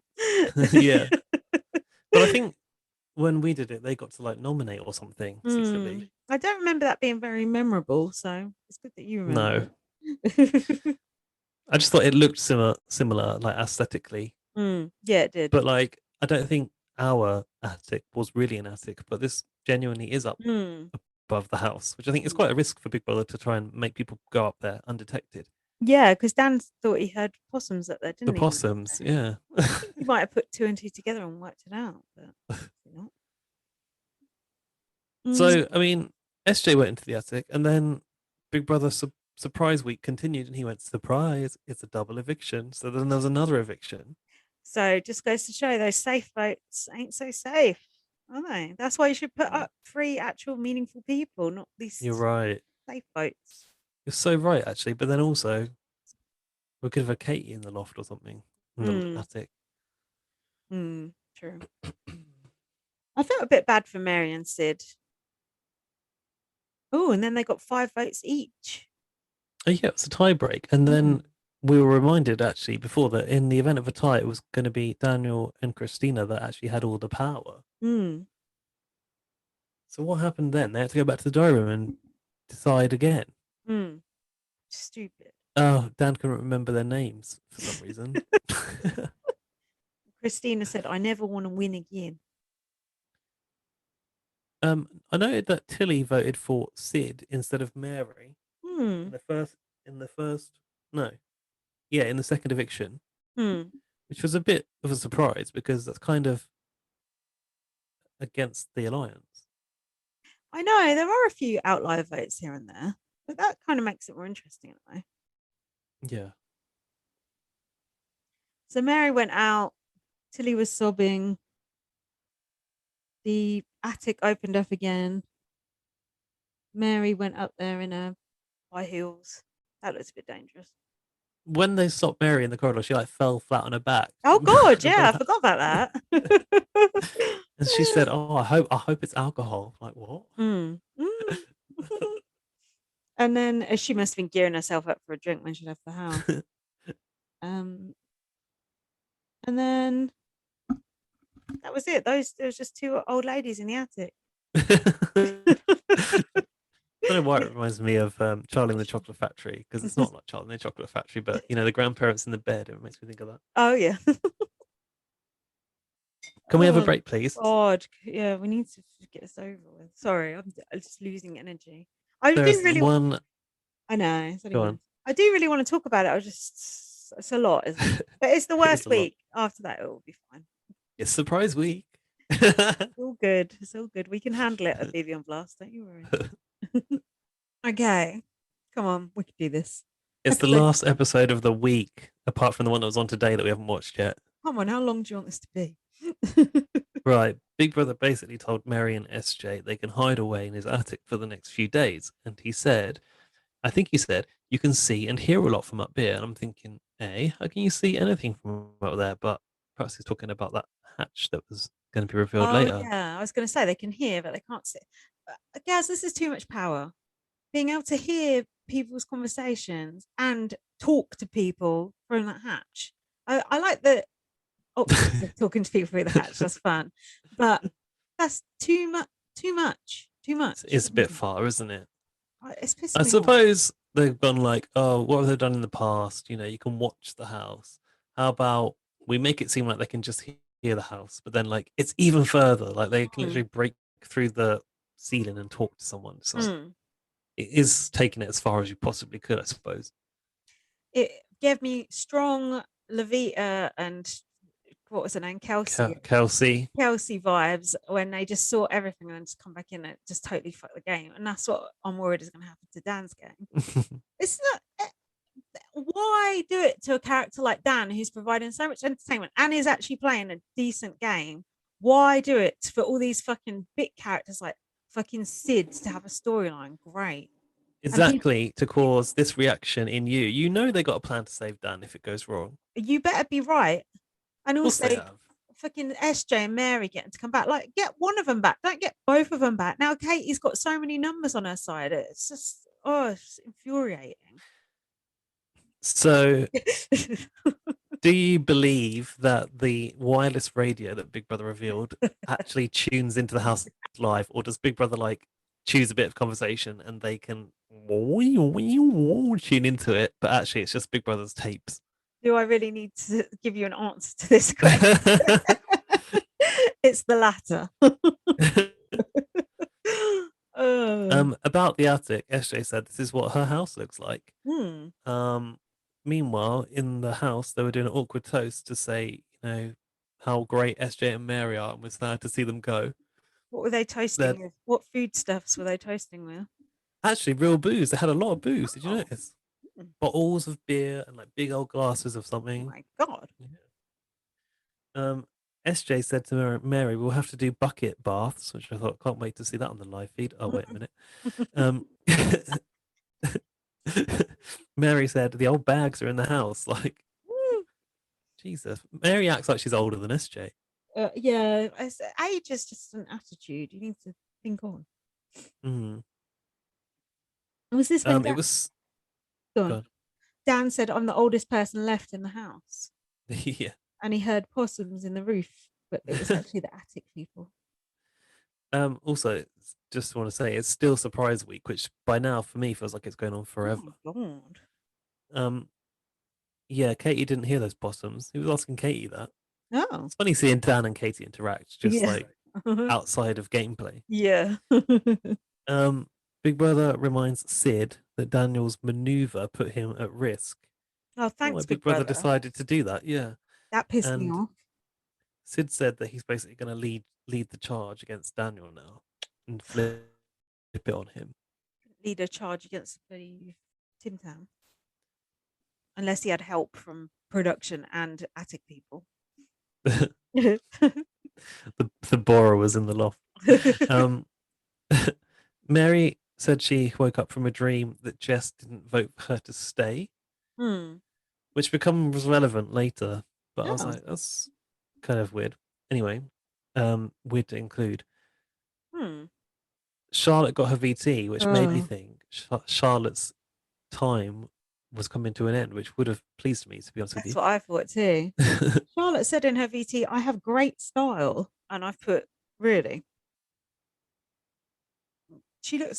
When she was walking down the street, she literally looked like Cat Slater.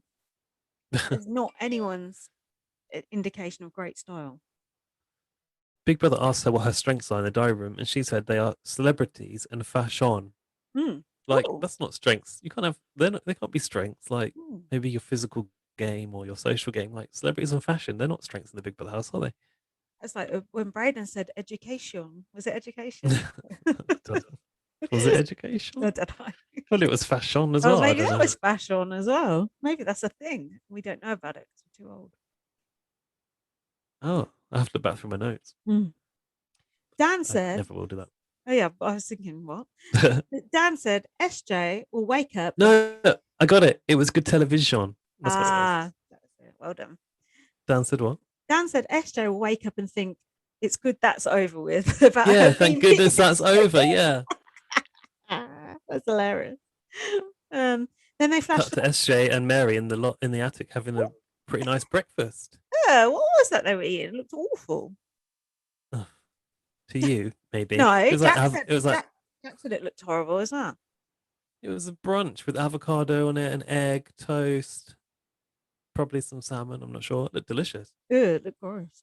But they had little box juices, which didn't quite fit the tone. Looked vile. Oh, they were going on about being a mother again. As a mother. Yeah. Then they tuned into the gramophone. Was it gramophone or was it radio? Wireless gramophone. Looking up. Well, you never know what you find up in the attic. Yeah, and then I was surprised that they could tune into the diary room. And then this is when Big Brother was asking Jess, oh, just to confirm, you didn't vote for Mary to go, did you? It's like, why are you answering that for Mary? Like, it's really inconsequential. And it's making them trust Jess more, which I don't want. Irritating. So they listened in to Dan, Mel, and Nick saying that they plan to cut the floaters and they've got a final three deal basically. I love that conversation as well. It was so cool seeing those three like alliancing, like, you know, the cool, like the biggest personalities in the house, basically the most interesting people, and then they have to just blow it all up. It just annoys me so much. Ugh. The thing is, like, how is it new information that Nick, Mel, and Dan are going to support each other to the end? Yeah, I mean they're Surely that's always, evident. yeah, exactly. It's just stupid. I think it was the fact that Nick basically goes, "Look, we can't tell Mitch and Sid, who are technically on their alliance." I think that was Yeah, where the problem. so now Katie's going to have Mitch and Sid on her side, and if Big Brother had anything to do with it, she'd have Tilly on her side as well. Why? What benefit does it have? It's good that there's like sort of an even amount of numbers on each side. It makes it entertaining, the back and forth. If it's just everyone's got all the numbers, it's not interesting anymore. It's BB22. Speaking of 22, Ari is only 22. He has had Botox and had his neck tightened. He was talking about fat freezing and cellulite. Remember this? And he said he'd had lip fillers. His lips didn't Still got even no look, lips. his lips didn't look particularly big. He needs to get in touch with Rohan about that. See who he's getting his done by. I still never noticed that the whole entire time. Ari just looks like a completely normal person. Doesn't look like he's had anything done, does he? Just, I suppose. Maybe that's a lie as well. Oh, maybe. Who's he trying to ingratiate himself with? We're not big plastic surgery people. Just trying to make him seem more interesting by. He doesn't. Yeah, I mean, normally when someone's had something done, you can tell, or maybe you can't, and people keep it secret. Why tell everyone if you've had all that done? Why not pretend it's through your own hard work that you've got those normal legs? Completely normal face and normal body. Well done. But also, yeah, I don't think any 22-year-old would have their neck tightened. No. Unless like he used to be massively obese, but it doesn't look that way. No, we need to see an old photo of him so we can get the red string out and piece it We together. probably saw it when they had the fucking cinema tickets, but we didn't bother taking notice. Exactly. If they'd done it a couple of weeks later, we would have had the magnifying glass. Oh yeah, so that's when he talks about lies. He said he's told 500,000 lies in the house. He's told Sid his family are from Kenya. So that's quite a big lie to tell. Yeah. What if he's got like, oh, if you've been here in Kenya? Oh, yeah. Love it. If you've got a Labrador, I've got a Labrador. If you've been to Tenerife, he's been to 11. I think this is a good social game, unless he gets caught out in his lies. That could easily happen. It could be, oh, remember when you told me blah blah blah, and he's like, you what? Well, they show clips of it working, and he was like, "Oh, when I was younger, I played tennis, basketball, and this or whatever." And Marley was like, "Oh, Ari, that's so cool." You need to have a good memory for this stuff. Yeah, to know who you've told what to. And then, oh, Katie was in the DR, and the hatch opened up.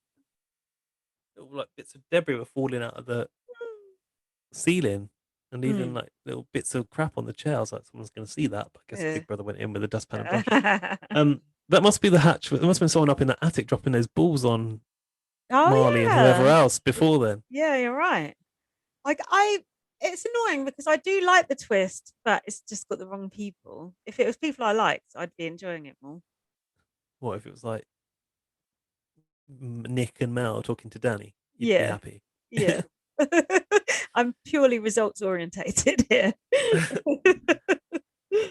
But there's something weird about like seeing two faces peering out of that hatch. It looks so odd, especially Mary and SJ. It's just like quite haunting.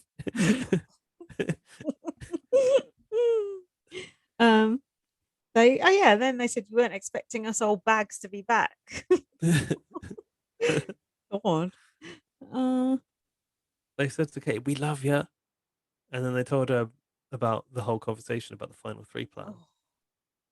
Jack said to me, and he raised a good point. It's like the people who are playing the game best are getting punished for evicting people. Do you know what I mean? And making a good move. They're getting punished for making a good move and getting people out. It's dumb. Well, you expect the unexpected in Big Brother, don't you? True. So Jess then went around and told Marley and Jess, and they were in the bedroom and they celebrated a little bit too hard, I thought. Oh yeah. They weren't playing it cool. No, they weren't. And then Big Brother surprised the housemates with 15 minutes until the noms challenge. I don't remember Angela getting all this information when she was in the secret room, did she? She had a bloody live feed from the house, didn't she? Yeah, but she wasn't allowed In the to. bunker. Oh, I suppose she did have Auntie Garth come out, and she did, didn't she? Didn't feel as powerful as this, though. Actually, didn't she like tell Garth something which he took to the house and that influenced the nominations that week? Pretty sure. Oh yeah, it did actually. Yeah. But you're right, it wasn't quite as It's just something about the unfairness of it. It just rubs me the you wrong way. just whatever way it's packaged, you're not gonna like it because it doesn't benefit Dan. But No, I want the pure game. It's nothing to do with that. Don't forget that there's still that like shiny diamond room that we haven't seen. Oh, So that can come into play and probably benefit had Dan in the forgotten. future. Had you actually? Yeah.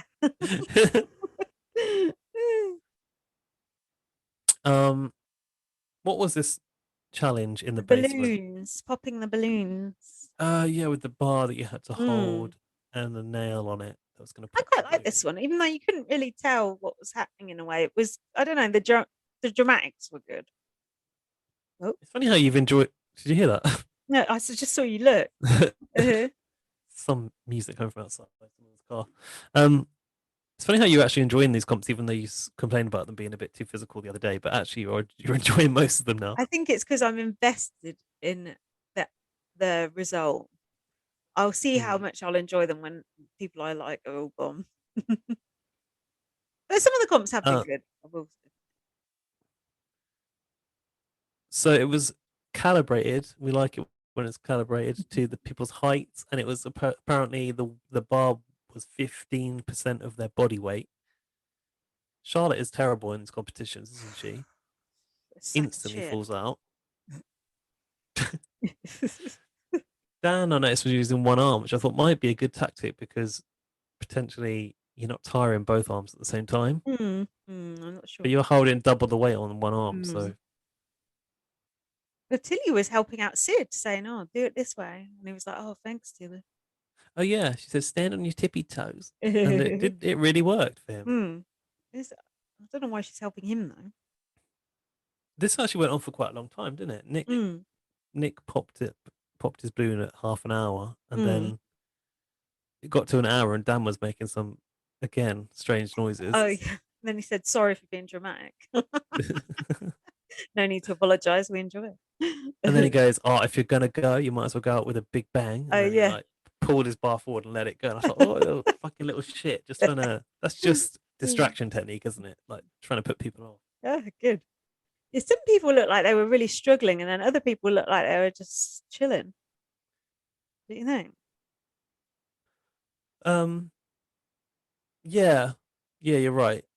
But at the end, it looked like a real struggle for everyone that was left. And it was good because there was a lot of good people left at the end who we, cared about if they won or lost.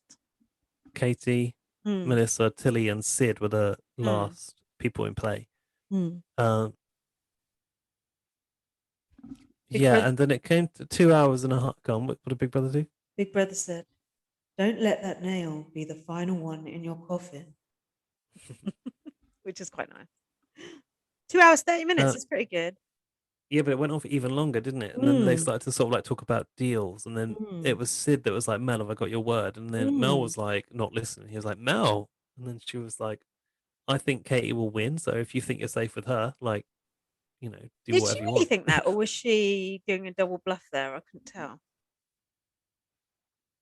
I think she did really think that because if you looked at her at that point, she looked pretty tired and pretty red in the face. Oh yeah, and then it ended up being Katie versus Tilly. Yeah, because Tilly made a deal with Katie, and then Tilly was telling Mel to make a deal as well. Hmm. Mel refuses. Mel does not No. understand that at the end of a competition, there's a chance to save yourself by making a deal. She just wants to see it through to the end, Yeah, and I also and think she Mel can't sometimes. and I also think Mel is more about the team because when Tilly was trying to make that deal, I was thinking, what about Dan? Who's going to go and whisper Mm, save Dan at the end like Katie does?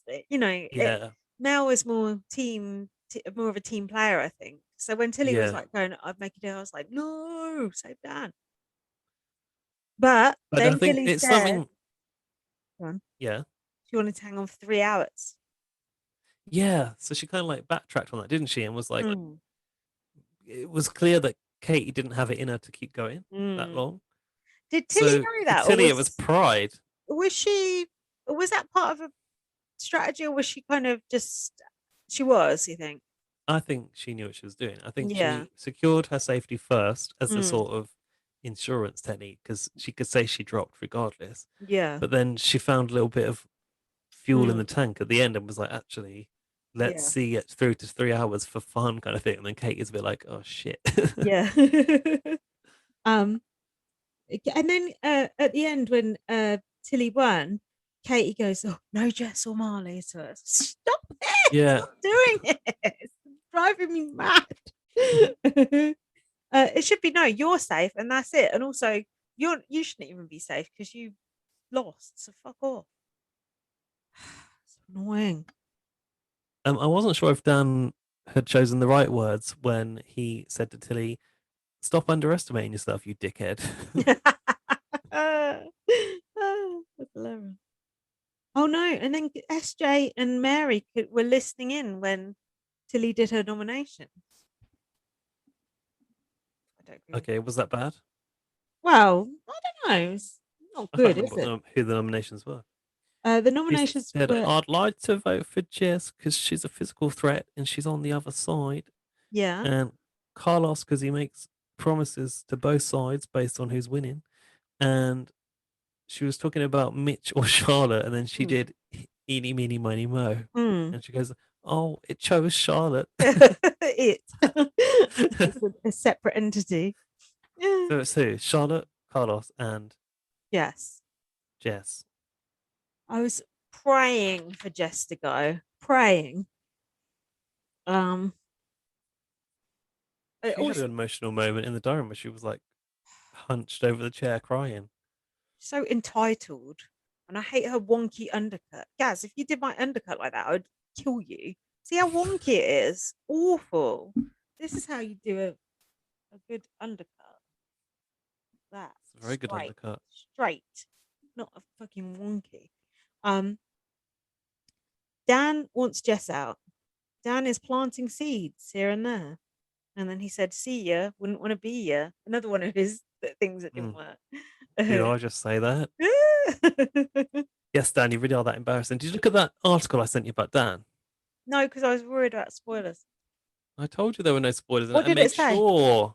What did it say? Basically, it says this is where you've seen Dan on TV before, and I Oh said like, yeah. oh, this is where they found him. He Mm. was like on a news report because he like breached COVID regulation by passing from like one state, I don't know, state like area to another, from his area to another. Um, and he convinced a police officer to let him do it because he needed to get new tires fitted on his bike. So the policeman like gave him a pass, and then yeah, he spoke about it on the news, and I thought someone's seen Is that that news how they? report and gone, "This dickhead will be great on Big Yeah. Brother." Is that how they cast him? It must have been. Ah, that's so good. That's the right way to cast people. um. So then said, "Oh, Jess is definitely going home." They were pushing the Jess is going home thing so much that you just kind of knew it wasn't going to quite work out this weekend. Mm. And then Jess goes to Katie. Oh, imagine if I actually left. It's like, oh, fucking hope you will actually, bitch. I really was still thinking in the back of my mind. We've seen Charlotte's VT; she has to be going. But I was thinking, Mm. how is this going to happen? Because I was just so convinced that like they've squeezed that in now because she's about to go. So I didn't see how it was going to work, but it it They're obviously wasn't coming. doing that sort of sometimes and not others as a bit of a red herring, aren't they? But surely we've seen everyone's VT by now, haven't we? No, definitely not. Really not. Definitely not. Yeah. Katie was trying to rally votes for Carlos, and that's Hit when I one. realized kind of like the floaters sort of decide this one, really, Mm. where they decide to put their votes, like is quite significant in this Mm. eviction. Poor Carlos. But I mean, honestly, if missing coffee is your storyline, Yeah, I not mean, no one's gonna miss that. you're better off with bird watching. And then Sid got the message from the attic to save Jess, and that Oh we yeah, needed. did you That see? was Did it. you Yeah. see them? They were laying out these like playing cards they'd found, like Oh to try yeah. and work out who'd got the numbers. It's quite Mm. good. The gummy Mm. koalas. um. Yeah, SJ and Mary said, Sid, you have to save Jess. And they said, like, Nick, Dan, and Mel are going to stick together and they're going to clean out everyone. Mm. SJ was like, we can use the floaters. Like, oh my God, Mm. like, they've really wised up to this now. Obviously, with a lot of help. So unfair. Um. Sid goes to Christina, we need to get Carlos out. No more pawns. This is where it changes. Mm. We're not pawns anymore. Mm. Did they I actually say mean, pawns? Because normally they just say yeah, safe vote. That's good. yeah, they said pawns. And I was like, you know what? You got to respect someone trying to change their fortune to being that person that no one bothers to save, to sort of like trying to take the power. Like we want to see that Yeah, but usually. if they'd risen up and done that, decided to do that by themselves, then fine. But they didn't. They did it because Big Brother engineered it. So that's You different. say that, but look at Sid's eviction vote the other day. Hmm. It was against the alliance, and he was already sort of like moving away. We'll see. Oh, so are you onto the ceremony now? Is it? Yes, D- yeah, This is where I noticed Dan. ceremony. Dan was sitting at the back, and I was like, "Oh shit, this ain't good. This ain't good." Carlos came dressed as Freddy Krueger. He had the hat on and a red shawl.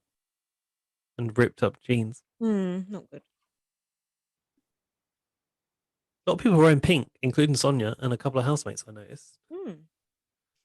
Carlos was singing the praises of Mary and SJ. What's the point? He just voted Mary out as well for not cooking him a Latin American meal, Latino food or something. It's like, and now you suddenly love the woman. It's like, what?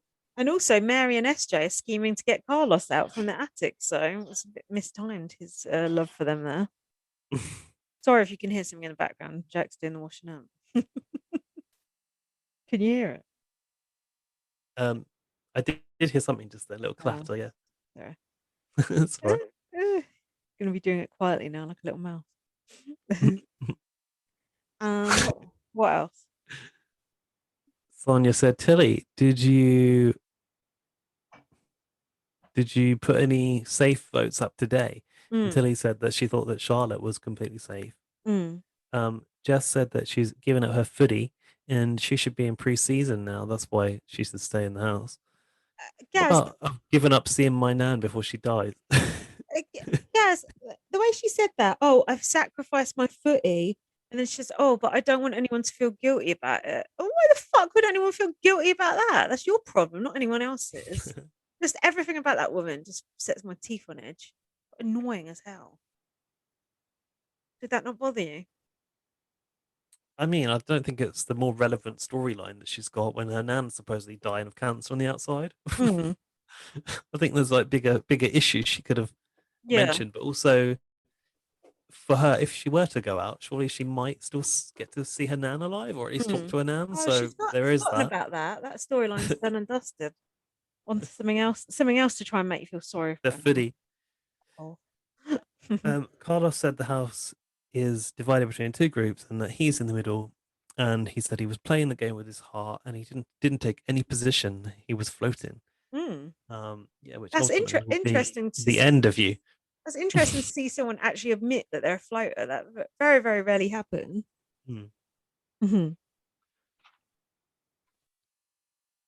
Nick said he was voting for his alliance. Mm. And Sonia asked Daniel if Jessica should be worried tonight, to which he Mm. said, yes, she should. And I was just like, oh, it's so painful watching him Mm, watching them not know what's actually afoot here. yeah. Jess said, I'm shaking like a little leaf. And oh, Dan said, for my own personal game, Jess should be read own personal game. But letting out some personal game information there, Dan. Should have kept that to yourself. Shout out Christmas. In the vote, Dan in the diary room said, Jess is who I'd like to evict. I think it's pretty obvious. All right, Dan. Like, calm down. As if Big Brother's gonna go in and go, is it for Jess, Dan? Yeah. That's the trouble with Dan. Things have gone his way for so long that he just thinks he's got it in the bag now, doesn't he? And he's not sort of got his wits about him that something else is on the off.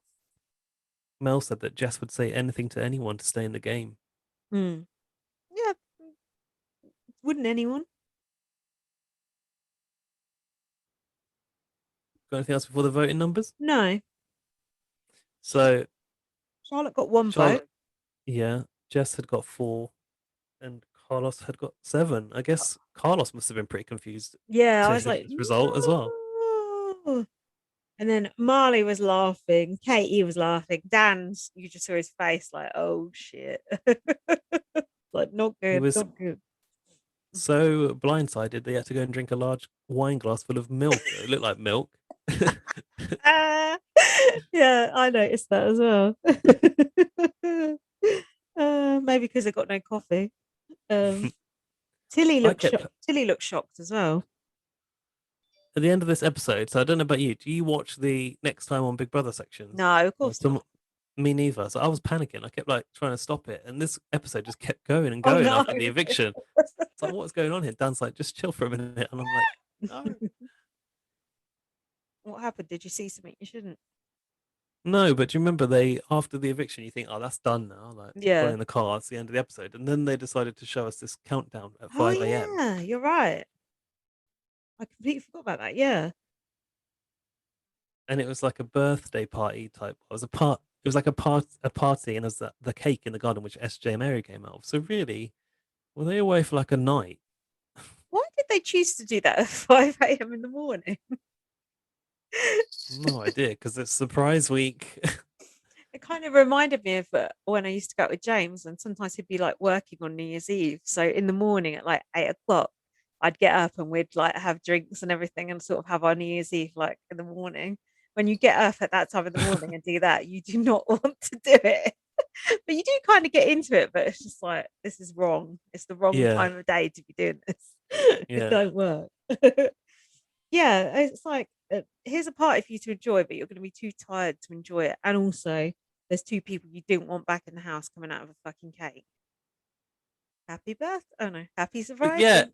it was like a birthday. I don't really know why they chose that. I feel like they should have No. done the Mm, cloches under the heads under the cloches, really. Bring back a yeah. classic. um. What else? SJ apologized to Dan for coming back, which I thought was a bit weird. Mm. Oh yeah, and Dan went, "Oh, it's awesome." His face said otherwise. Yeah, and he said in the diary, if I survive the next eviction, I'll be surprised. And Yeah. then Dan said, but you're a smart man, Danny. I was like, okay, I like it when Big Brother kind of tries to Yeah. give someone a little G up. And then at the end, Dan was singing "Welcome to the House of Fun," which I enjoyed. Did that remind you of anyone from the past? I don't know. Did it? It reminded me of John Tickle singing, what is it? Mirrors on the ceiling, pink champagne on ice. We are all just prisoners here of our own device. I don't know why. That rings It a vague reminded me of bell. that. And there was also a shot of Nick just like staring into space, so pissed off. Yeah, everyone was like partying around him, I think, and he was just there at the table. Yeah. Like, Oh no. Why'd you do this, Big Brother? Why'd you have to act this way?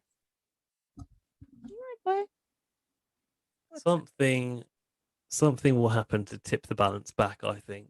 But I feel like you're just being hopeful, and you have no evidence that that's actually going to happen. Well, I do have evidence in that there's another secret room yet to be used. That's true. And I know a little bit about something coming in the next week, which I can't obviously won't say anything about because it's a spoiler. Spoiler! Spoiler alert! Oh, But really? like the the twists are going to continue in the next week, and I don't know what they are or what they do, but I know about one thing which is in the house, and that thing potentially can throw a game upside down. That's all that I know. Well, normally I'd say, how dare you fucking tell me that? But if it's to save Dan, I'm all for it. What a hypocrite I am. Oh, God. I wonder how long all that was. Fuck me. I don't know, but do you want to read the emails now? I know you Yeah. want to order some food. I've already ordered my food. Okay, great. Let's crack on. Right. We've only got a couple of emails, so it won't take too long. Oh, But if you want, thanks for emailing though. We appreciate it. yeah, thanks for emailing. If you want your email read out next week, email us to bbonblastpod@gmail.com. Let us know what you think about Big Brother messing up Dan's game. Do you want him to stay? Do you love Katie? Do you want her to win? Would you like Katie's alliance to slowly pick off Dan's alliance? We want to Most hear people have not listened this far. it. So Lorcan has emailed us. Okay. He says, "Hey, Linz and Gaz, I'm sad BBCAN9's over. They could have shoved everyone back in and gone for another 70 days, and I wouldn't complain. Bloody hell, I would. We would. What a great cast, and the best season we've had in a very long time from any BB in any country. Yeah, I agree Uh, that. I agree with that. Up there on the God tier for sure. I What? mean, up there on the God tier for sure. Oh, let's not go mad, Wolfen. Calm down. No, it's no BBCAN 5. I mean, it was a big mess, but that was what was entertaining about it. I just wanted to point out Jetson's ankle swingers, one of the biggest eeks I've ever seen. Yeah, we've There's mentioned. been a lot of interesting fashion this week. Lots of colourful suits. I will say, I think Arissa looked amazing at the finale. The curtain. Also really happy for Tishon, sorry, slash Stacey McKenzie from Canada's Drag Race. Is that? Did you say he talked like him or something, or was that someone else? I didn't say anything about that because I've not seen Canada's Drag Didn't you Race. say about Ty talking like someone else? Or was this? Maybe this was in my group chat with Lorcan and that. There was something about. Yeah, I don't know. Possibly. I low-key wanted Tara, but I think Ty is more than a worthy winner. Oh, what's Sorry, wrong? someone's speaking very loudly outside. Oh, Very rude. rude. Brayden would have been a bit of a piss take. Oh, yeah, we agree. Yeah. Although I don't think we agree that Ty is that much of a worthy He winner. is a word. Well, he's a decent winner. I don't know if worthy. Worthy is very debate. Worthy we could unpack for a while, but he's a nice person and represents something good. And he's played a decent game. He's done a few things, hasn't he? He has. Notice that Lorcan hasn't mentioned Kiefer yet because he's reserved this paragraph for his thoughts on Kiefer. Kiefer was winding me up, just so cringe. All the chest bumping and fist pumping with the air was painful to watch. No regard for the culture or anything about that. No, I know what he means, but I like Kiefer now. So. I don't have much to say about BBAU. The episodes are too long. It's giving me fatigue. God, yeah, I've been talking about this, giving us fatigue. Yeah. How do you think we fucking feel? Anyways, that'll be all.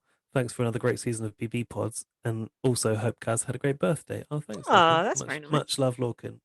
Yeah, Lorcan actually uncharacteristically pleasant of him. Lorcan, no, he slid into my DMs and said happy birthday, which was appreciated. Oh, that's nice. Excuse me. Now Laurie has emailed us and she's given us the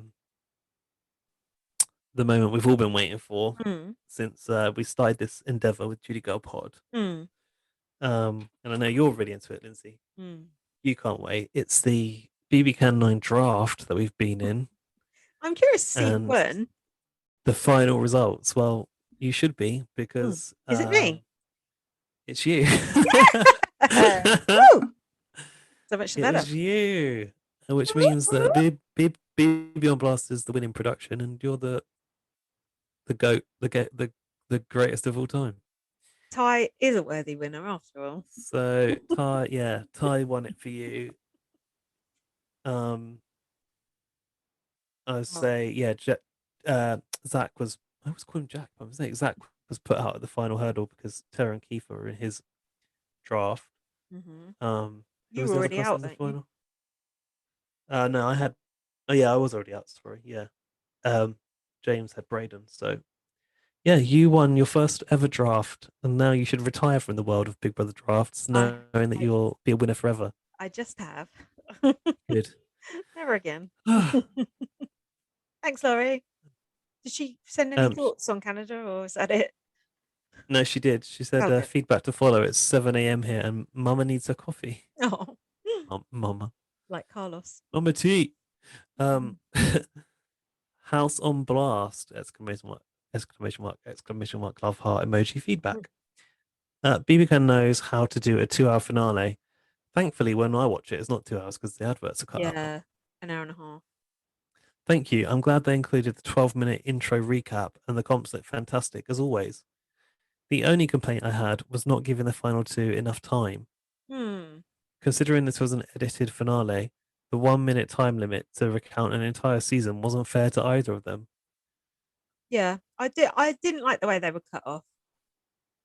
I Also, they don't get an eviction interview, do they? Which is a bit strange. I mm, forget about that. And I've yes, kind of like got used to it now, but it's like, yeah. why? Why would you not Uh, have an interview?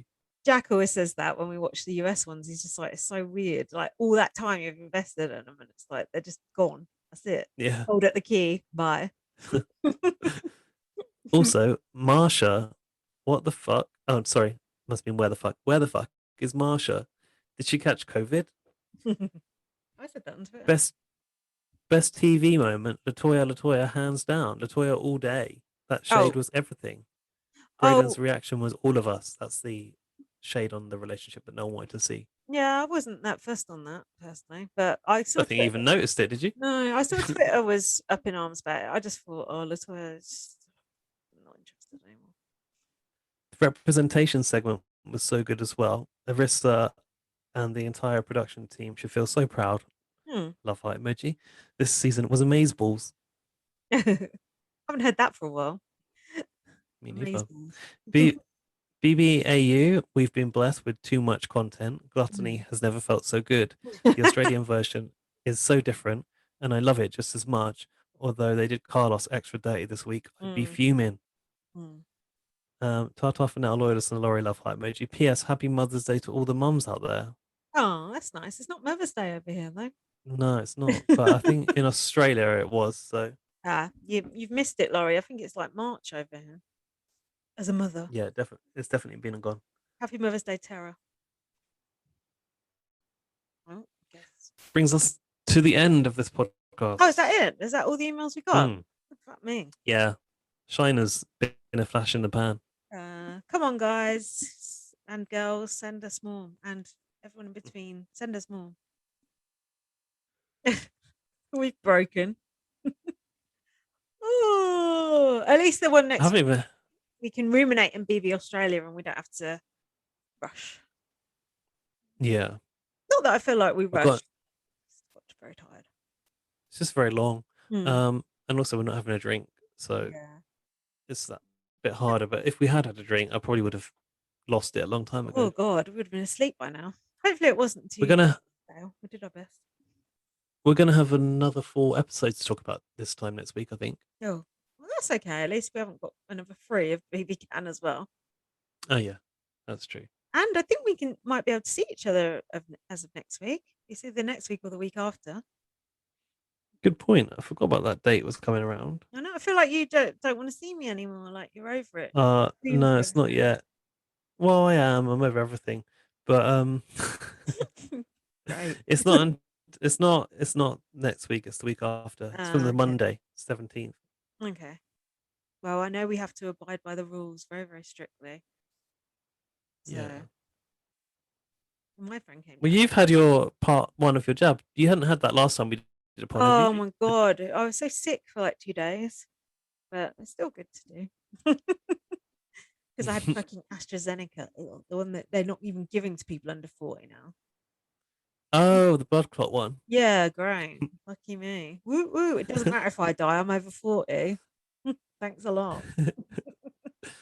Nobody bothered to save you. Yeah. Um, This old crap that no one wants. yeah, hopefully I'll be able to get my first one soon. Yeah, aren't they booking in under 40s now? Last time I checked, no. Oh, I think they are soon. Anyway, you'll get a text. Yeah. You'll get it. So yeah, we'll be back online next week. Follow me on Twitter, @BM. Follow me on Twitter, BB_superfan. Follow BB on Blast on Twitter and on Facebook. And follow us on YouTube, BB on Blast. Don't forget your book this week. Don't forget my book, First Aid Kit Girl. So rip roaring read. And subscribe to our podcast. Why don't you leave us a review of our podcast or check out our website, bbonblast.com. Buy us a bottle of Prosecco for when we finally meet again. You never know. You might want to do something like that. Oh yeah, donate to us on PayPal. Yeah, to thank us for all our hard work covering BBCAN and now BB Australia. How will we get through it otherwise? Is that it? Yeah, it is. Thanks for listening. Thanks, Big Brother Canada, for giving us a good season. And we shall see you for more BB Australia, mate, this time next week. Bye. Bye. At Sleep Outfitters Outlet, great sleep is a big deal. Save 40 to 60% every day on every Sealy, Stearns & Foster, and Tempur-Pedic. Queens as low as $249. Customer exchanges, closeouts, and floor samples. Inventory changes daily, so come in for your dream deal today. With no credit needed financing, expert advice, and up to 60% off retail, it's never been easier to get the sleep and savings you deserve. Go to sleepoutfittersoutlet.com for financing details and to find a store near you.